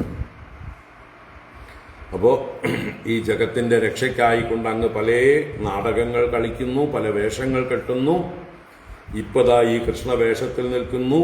ഈ ഞങ്ങളോ അങ്ങയാൽ നിയുക്തരായിരിക്കുന്ന കിങ്കരന്മാർ മാത്രം. അങ്ങ് ഞങ്ങളെ പരിപാലിക്കുന്നത് കൊണ്ട്, അങ്ങ് നൽകുന്ന ശക്തി വിശേഷം കൊണ്ട് ഞങ്ങൾ ഈ വിശ്വത്തെ പരിപാലിച്ചു കൊണ്ടിരിക്കുന്നു. അപ്പോൾ നമ്മൾ നമ്മുടെ ഇഷ്ടദേവനെ തൊഴുമ്പോൾ അവിടെയുള്ള ഉപദേവന്മാരെയൊക്കെ തൊഴേണ്ടത് ഈ മഹാദേവൻ പറയുന്ന ഭാവത്തിലാണ്. ഇഷ്ടദേവൻ ഇവിടെ ഭഗവാൻ, മറ്റ് ദേവതകളെല്ലാം ഭഗവാനാൽ നിയുക്തരായി ഭഗവാനെ സഹായിക്കാനെന്ന പോലെ ഭഗവാൻ അവർക്ക് അവസരം കൊടുത്തിരിക്കുന്നു. ഭഗവാനെ പൂജിക്കാൻ അവർക്ക് അവസരം കൊടുത്തിരിക്കുന്നു. അവർ കുറച്ചുകൂടി ശ്രേഷ്ഠരാണ്. അതുകൊണ്ടാണ് അവർ ആ സ്ഥാനത്തെത്തിയിരിക്കുന്നത്. നമ്മൾ അത്രയ്ക്കങ്ങോട്ട് പുണ്യം ചെയ്തിട്ടില്ലാത്തതുകൊണ്ട് നമുക്ക് ആ സ്ഥാനമൊന്നും കിട്ടിയിട്ടില്ല. അതുകൊണ്ട് നമ്മൾ അവരെ ബഹുമാനിക്കേണ്ടതാണ്. അവർ ഭഗവാന്റെ സ്വന്തം കിങ്കരന്മാരാണ്. ഭഗവാനെ ബഹുമാനിക്കുമ്പോൾ ഭഗവാന്റെ കിങ്കരന്മാരെയും ബഹുമാനിക്കുക. ഇതാണ് നമ്മുടെ ഇഷ്ടദേവതയെ നമ്മൾ എവിടെയെങ്കിലും ചെന്ന് തൊഴുമ്പോൾ അവിടെയുള്ള ഉപപ്രതിഷ്ഠകളെ, ഉപദേവതകളെ കാണുമ്പോൾ ഈ ഭഗവാന്റെ കിങ്കരന്മാരായി കാണുക, ഭഗവാന്റെ വിഭൂതികളായി കാണുക. ഭഗവാൻ തന്നെ അവർക്കൊക്കെ ഭക്ഷണം കൊടുത്ത ശേഷേ സ്വയം കഴിക്കുകയുള്ളൂ, അല്ലേ? അതാണ് ക്ഷേത്രങ്ങളിൽ നടക്കുന്ന ശ്രീബലി, ബലി തൂകുന്ന പരിപാടി. ശ്രീഭൂതബലി എന്നൊക്കെ പറയുന്ന ബലി, അവർക്കുള്ള ഭക്ഷണം കൊടുക്കുന്നത് ഭഗവാൻ വന്ന് കാണുകയാണ്. നിങ്ങളൊക്കെ കഴിച്ചുവോ? നിങ്ങൾക്കൊക്കെ സന്തോഷമായോ? നിങ്ങളൊക്കെ സേഫാണോ?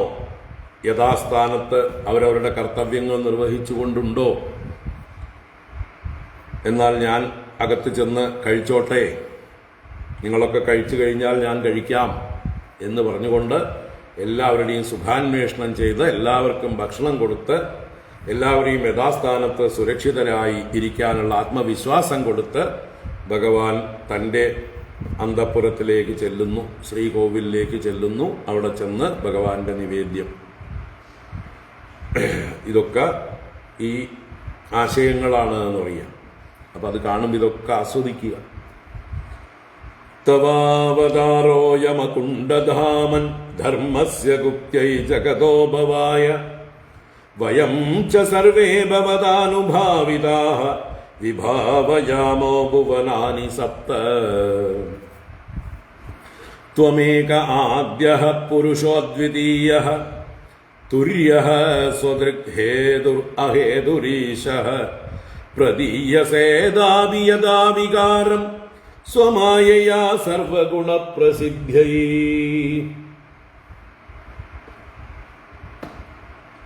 ത്വമേക ആദ്യഃ പുരുഷോദ്വിതീയഃ തുര്യഃ സ്വദൃഗ്ഹേതുരഹേതുരീശഃ പ്രദീയസേദാപി യഥാ വികാരം സ്വമായയാ സർവഗുണപ്രസിദ്ധ്യൈ.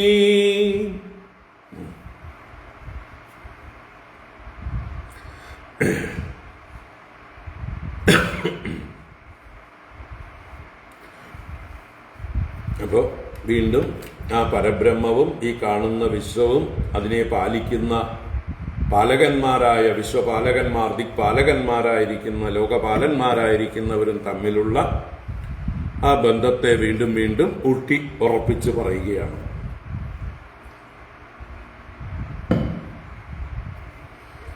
ത്വം ഏകഃ ആദ്യഃ പുരുഷഃ അദ്വിതീയഃ. ആ പരബ്രഹ്മതത്വം എന്നുള്ള ഭാവത്തിൽ പറയണു, അങ്ങ് ആദ്യഃ, ഈ ജഗത്തെല്ലാം ഉണ്ടാവുന്നതിന് മുമ്പേ എന്നും ഉണ്ടായിരുന്നവനാണ്. ആദിയിലുണ്ടായിരുന്നവൻ അങ്ങ് തന്നെയാണ്. ആദ്യഃ ത്വം, അങ്ങ് പുരുഷഃ, അങ്ങ് പൂർണ്ണനാകുന്നു. പൂർണ്ണനായ അങ്ങയിൽ നിന്നാണ് ഈ ജഗത്തെല്ലാം ഉരുത്തിരിഞ്ഞു വരുന്നത്. അങ്ങയിലില്ലാത്തതായിട്ട്, കുറവുള്ളതായിട്ട് ഒന്നുമില്ല. അങ്ങയുടെ പൂർണ്ണതയുടെ പ്രകടനമാണ് ഈ വിശ്വം. അപ്പൊ പുരുഷഃ, ആദ്യ പുരുഷഃ എന്നും പറയാം. ഏകഃ, അങ്ങ് ഏകൻ മാത്രമേ ഉണ്ടായിരുന്നുള്ളൂ. അങ്ങയിൽ നിന്ന് അങ്ങയെ പോലെ ആരും ഉണ്ടായിരുന്നില്ല. സജാതീയ ഭേദരഹിതനാകുന്നു. എന്നാൽ അങ്ങയെപ്പോലെ തന്നെ മറ്റേതെങ്കിലും പുരുഷന്മാരുണ്ടായിരുന്നോ ചോദിച്ചാൽ സഹായത്തിന് ആരെങ്കിലും ഉണ്ടായിരുന്നുവോ? ഇല്ല. ഞാൻ മാത്രം, ഭഗവാൻ മാത്രം. ഏകഃ അദ്വിതീയഃ, രണ്ടില്ലാത്തവനാകുന്നു. വിജാതികളും ഇല്ല. വിജാതീയ ഭേദരഹിതഃ. അദ്വിതീയഃ തുര്യഃ, തുര്യൻ നാലാമൻ എന്ന് പറഞ്ഞാൽ ഇവിടെ അവസ്ഥാത്രയങ്ങൾക്കെല്ലാം സാക്ഷി. വിശ്വൻ, തൈജസൻ, പ്രാജ്ഞൻ എന്നിങ്ങനെ ജാഗ്രത്, സ്വപ്ന, സുഷുപ്തികൾക്ക് ഈ മൂന്നവസ്ഥകളെ അനുഭവിക്കുന്ന ചൈതന്യത്തെ വിശ്വനെന്നും അഥവാ സമഷ്ടിയിൽ വിരാട്ടെന്നും വ്യഷ്ടിയിൽ തൈജസൻ എന്ന സ്വപ്നത്തെ അനുഭവിക്കുന്ന ആളെ പറയുമ്പോൾ, ജീവനെ പറയുമ്പോൾ ഹിരണ്യഗർഭൻ എന്ന് സമഷ്ടിയിൽ പറയുന്നു. അതുപോലെ വ്യഷ്ടിയിൽ ഉറങ്ങുന്നവനെ പ്രാജ്ഞൻ എന്ന് പറയുമ്പോൾ സമഷ്ടിയിൽ ഈശ്വരൻ എന്ന് പറയുന്നു. അങ്ങനെ വിശ്വ, തൈജസ, പ്രാജ്ഞന്മാരും വിരാട്, ഹിരണ്യഗർഭ ഈശ്വരന്മാരും അങ്ങ് തന്നെയാണ്. അതിനൊക്കെ അപ്പുറത്ത്, അതിനൊക്കെ സാക്ഷിയായി, മൂന്നവസ്ഥകൾക്കും സാക്ഷിയായിരിക്കുന്ന തുര്യൻ എന്നറിയപ്പെടുന്നവനും അങ്ങ് തന്നെയാണ്. അവസ്ഥാത്രയ സാക്ഷിയായിരിക്കുന്നത് അങ്ങ് തന്നെ. അവസ്ഥകൾ ഉള്ളതുകൊണ്ടാണ് അങ്ങയെ തുര്യൻ എന്ന് വിളിച്ചത്. അവസ്ഥകളൊന്നുമില്ലാത്തപ്പോൾ അങ്ങ് ആദ്യൻ. അവസ്ഥകളില്ലാത്തപ്പോൾ ഭഗവാൻ മാത്രമേ ഉള്ളൂ. നാലാമൻ എന്ന് പറയാൻ നിവൃത്തിയില്ല. മൂന്നവസ്ഥകൾ ഉള്ളത് കൊണ്ടാണ് തുര്യൻ എന്ന് പറഞ്ഞത്. തുര്യ സ്വദൃക്ക്, സ്വദൃക്ക് സ്വയം ദർശിക്കുന്നവൻ, തന്നെത്താൻ കാണുന്നവൻ. വേറൊരാളുടെ സഹായം ആവശ്യമില്ല. കാണുന്നത് വേറൊരാളെയും അല്ല, താൻ തന്നെ കാണുന്നു. നമ്മൾ ഓരോരുത്തരും നമ്മളെ കാണുന്നത് എങ്ങനെ? വേറൊരാളുടെ സഹായം വേണോ? കണ്ണട വേണോ? കണ്ണ് തന്നെ വേണോ? ഒന്നും വേണ്ട. ഞാനുണ്ട് എന്ന ബോധം തന്നെയാണ് ഞാൻ എന്നെ കാണാൻ.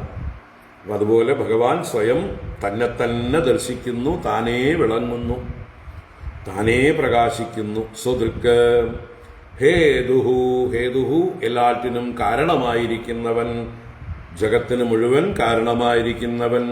അഹേതുഹു, ഭഗവാന് കാരണം ആരെങ്കിലും ഉണ്ടോ? ഇല്ല. തനിക്ക് ഹേതു ഇല്ലാത്തതുകൊണ്ട് സ്വയം അഹേതുഹു. ഇനി അഹേതു എന്നുള്ളതിന് മറ്റൊരർത്ഥം പറഞ്ഞാൽ, ഈ ജഗത്ത് കാണുന്നത് കൊണ്ടാണ് ജഗത് ഹേതു എന്ന് പറയുന്നത്. വാസ്തവത്തിൽ ജഗത്തിനെ നിഷേധിച്ചു കഴിഞ്ഞാൽ, ജഗത്ത് സത്യമല്ല എന്ന് അറിഞ്ഞു കഴിഞ്ഞാൽ പിന്നെ ആർക്ക് ഹേതു? എന്തിന് ഹേതു? ഈ ജഗത്തുണ്ടാകുന്നതിന് മുമ്പേ ഭഗവാൻ ഹേതുവാണോ? അല്ല. ഒന്നുമില്ലാത്തപ്പോൾ ഒന്നിനും ഹേതുവല്ല. നിങ്ങൾ ജഗത്ത് കാണുന്നത് കൊണ്ട് നിങ്ങളുടെ ദൃഷ്ടിയിൽ ഭഗവാൻ ഹേതു, പാരമാർത്ഥിക ദൃഷ്ടിയിൽ ഭഗവാൻ അഹേതു. ഈശ, എല്ലാറ്റിൻ്റെയും ഈശൻ അഥവാ നിയന്താവും അങ്ങ് തന്നെയാകുന്നു.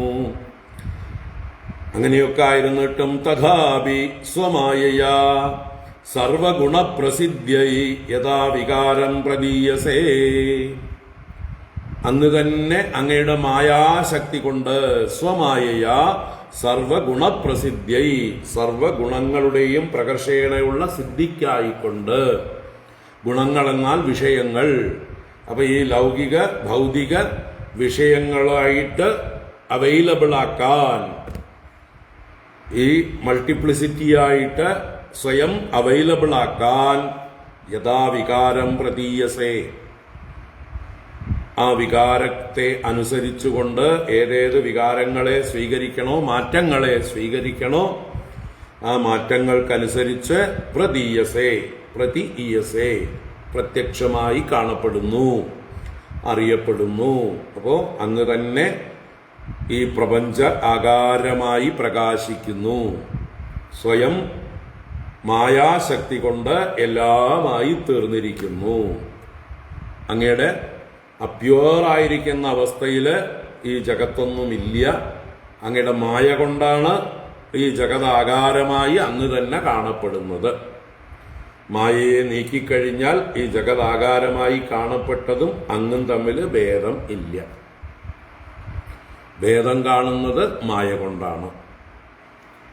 അങ്ങ് വേറെ ജഗത്ത് വേറെ എന്ന് മൂഢന്മാർക്ക് തോന്നുന്നത്.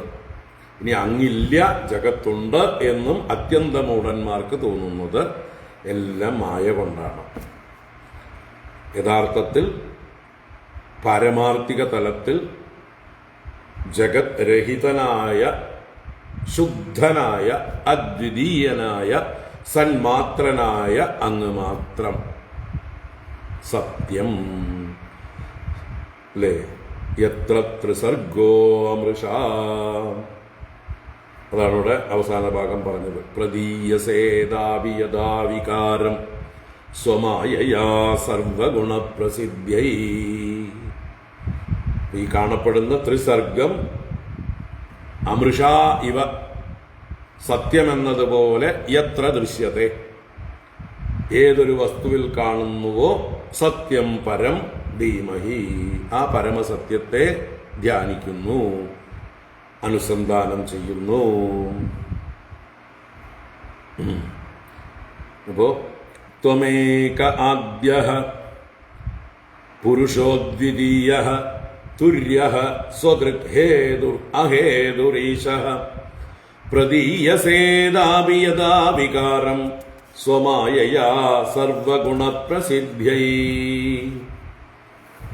അപ്പോൾ പരമാർത്ഥത്തിൽ രണ്ടില്ലാത്ത അദ്വിതീയനായ അങ്ങ് ഈ നാനാത്വമായി അങ്ങയുടെ മായ കൊണ്ട് പ്രകാശിക്കുന്നു. അപ്പോൾ ഈ വിരാട് എന്നത് അങ്ങയുടെ മായ കൊണ്ട് ഉണ്ടായിട്ടുള്ളതാണ്. വാസ്തവത്തിൽ അങ്ങ് പരബ്രഹ്മമാകുന്നു.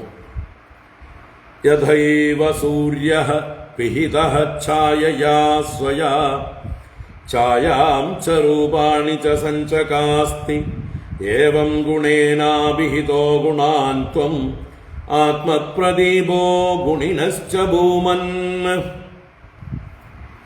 യഥൈവ സൂര്യഃ പിഹിതച്ഛായയാ സ്വയാ ഛായാം ച രൂപാണി ച സഞ്ചകാസ്തി ഏവം ഗുണേനാഭിഹിതോ ഗുണാൻ ത്വം ആത്മപ്രദീപോ ഗുണിനശ്ച ഭൂമൻ.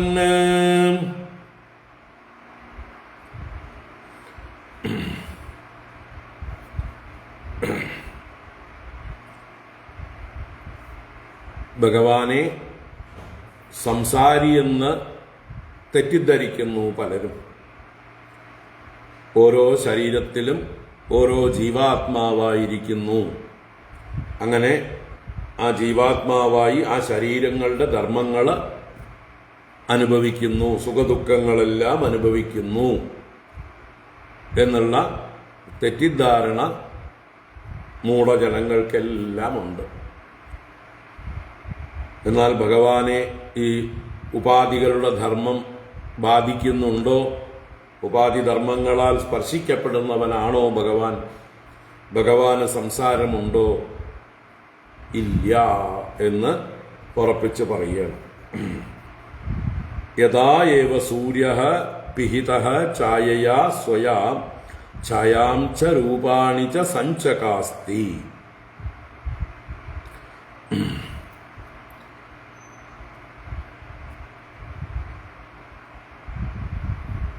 സൂര്യഃ യഥാ ഏവ സ്വയാ ഛായയാ പിഹിതഃ ഛായാം രൂപാണി ച സഞ്ചകാസ്തി.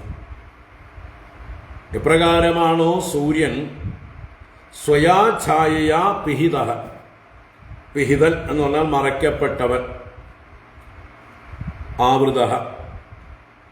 എന്തുകൊണ്ട്? സ്വയാഛായയ. ഇവിടെ സ്വയാഛായ എന്ന് പറയുമ്പോൾ തന്നിൽ നിന്ന് തന്നെ ഉണ്ടായ നിഴൽ കൊണ്ട്. ഇവിടെ നിഴൽ എന്ന് പറയുന്നത് മേഘത്തെയാണ്. സൂര്യനെ മേഘം മറയ്ക്കുമ്പോൾ ആ മേഘം എങ്ങനെയാ ഉണ്ടായത്? സൂര്യന്റെ കിരണങ്ങളെ കൊണ്ട് തന്നെയാണ് ജലാശയങ്ങളിലെ ജലം ആവിയായി പിന്നീട് ഘനീഭവിച്ച് മേഘങ്ങളായി രൂപപ്പെട്ടതല്ല. അപ്പൊ തൻ്റെ തന്നെ വിഭൂതിയാണ് ആ മേഘങ്ങൾ. തന്നിൽ നിന്ന് തന്നെ, തൻ്റെ ശക്തി കൊണ്ട് തന്നെ, താൻ തന്നെ ഉണ്ടാക്കിയതാണ് ആ മേഘങ്ങളെ. ആ മേഘങ്ങൾ എത്രയോ ചെറുതുമാണ്. സൂര്യന്റെ വലിപ്പത്തിനെ മറയ്ക്കാൻ മേഘങ്ങൾക്ക് ഒട്ടും ശക്തിയില്ല. ഭൂമിയെ മറയ്ക്കാൻ പോലും മേഘങ്ങൾക്ക് സാധ്യമല്ല, അല്ലേ? നമ്മുടെ ഇവിടെ മേഘങ്ങളുണ്ട് എന്ന് പറഞ്ഞിട്ട് അപ്പുറത്ത് തമിഴ്നാട്ടിൽ മേഘങ്ങളില്ലല്ലോ. വടക്കോട്ട് ചെല്ലുമ്പോൾ എല്ലായിടത്തും ഭയങ്കര ചൂടാണല്ലോ.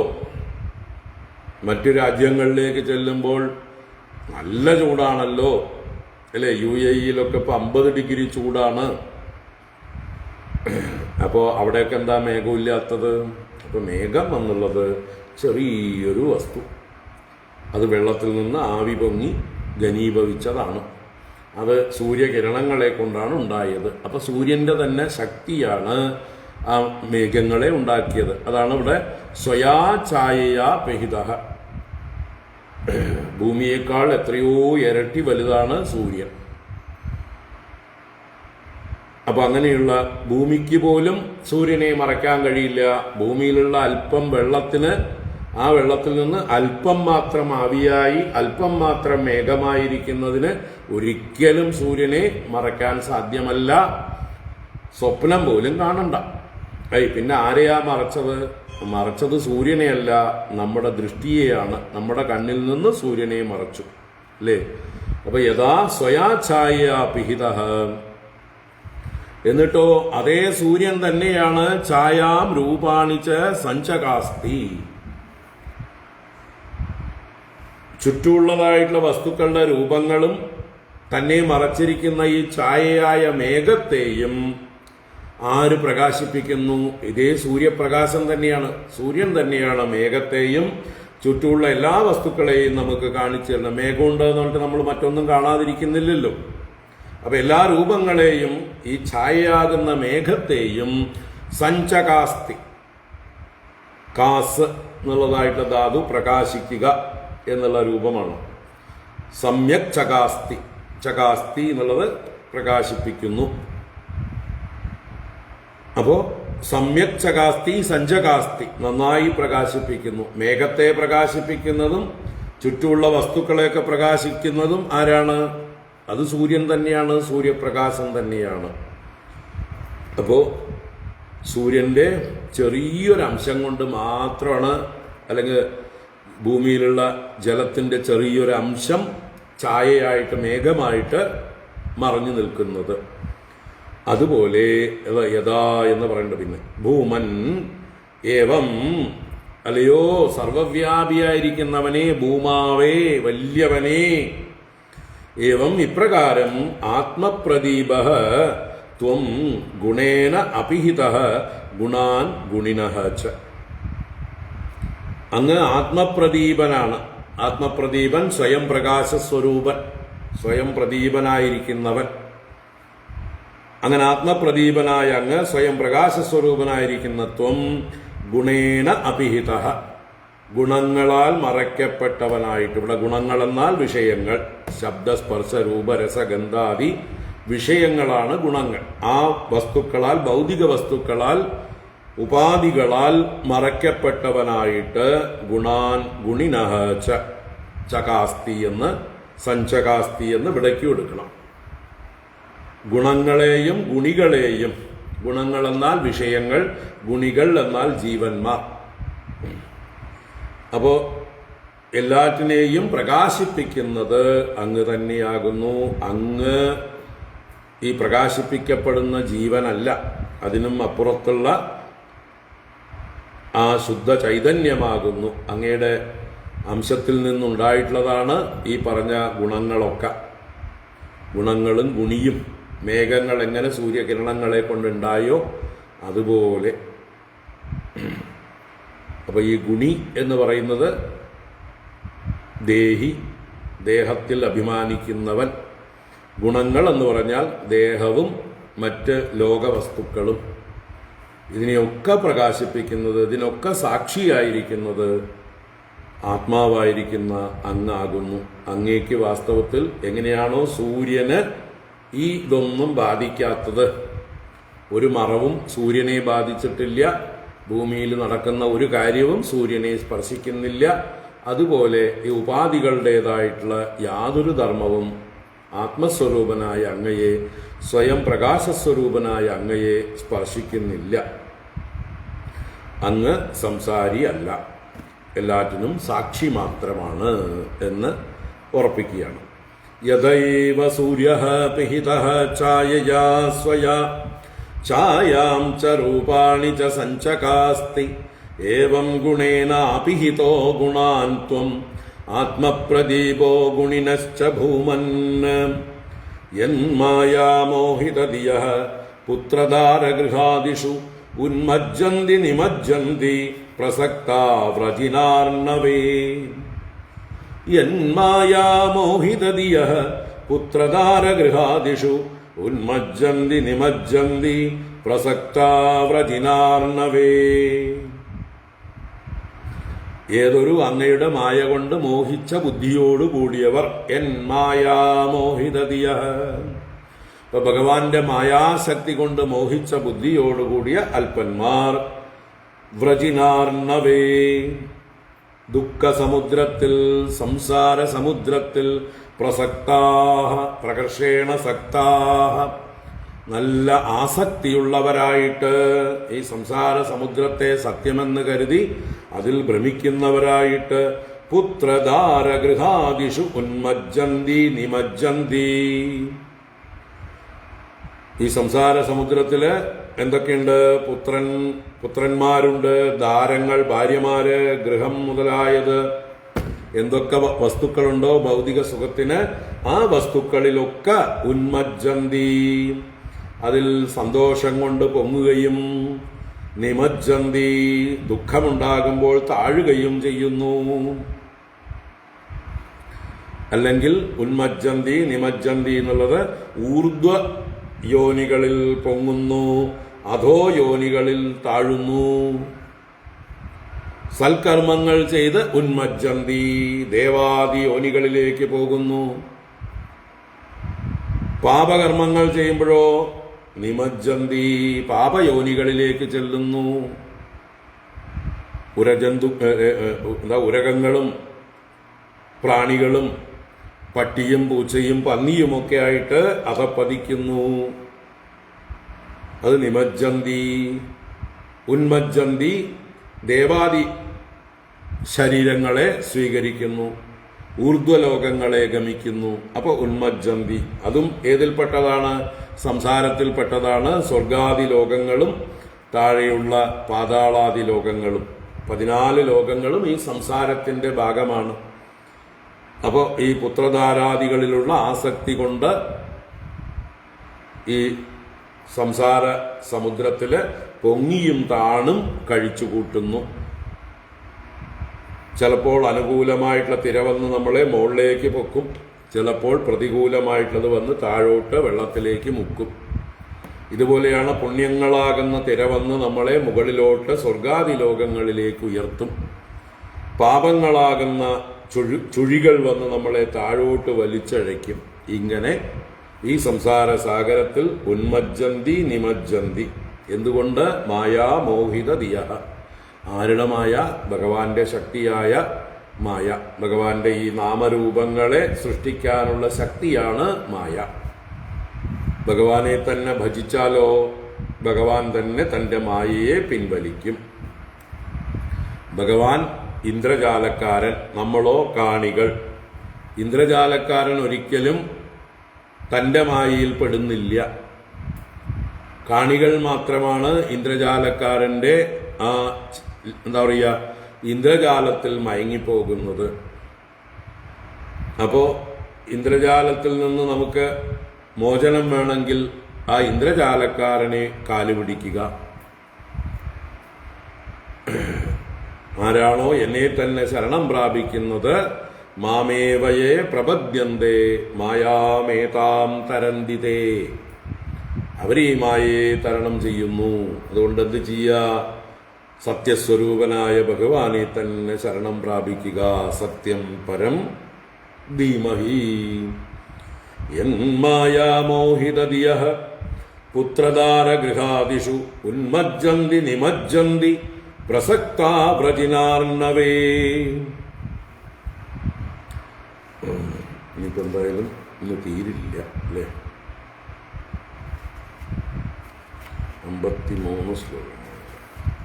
അപ്പോൾ നമുക്ക് ബാക്കി വൈകുന്നേരം കാണാം. ഓം കായേന വാചാ മനസേന്ദ്രിയൈർവാ ബുദ്ധ്യാത്മനാ വാ പ്രകൃതേ സ്വഭാവാത് കരോമി യദ്യത് സകലം പരസ്മൈ നാരായണായേതി സമർപ്പയാമി. ഓം ശാന്തി ശാന്തി ശാന്തി. ഹരി ഓം ശ്രീ ഗുരുഭ്യോ നമഃ. ഹരി ഓം.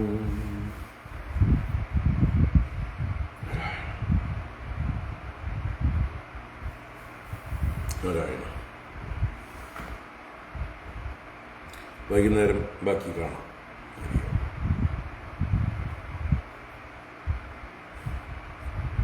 എല്ലാവർക്കും ശുഭദിനം.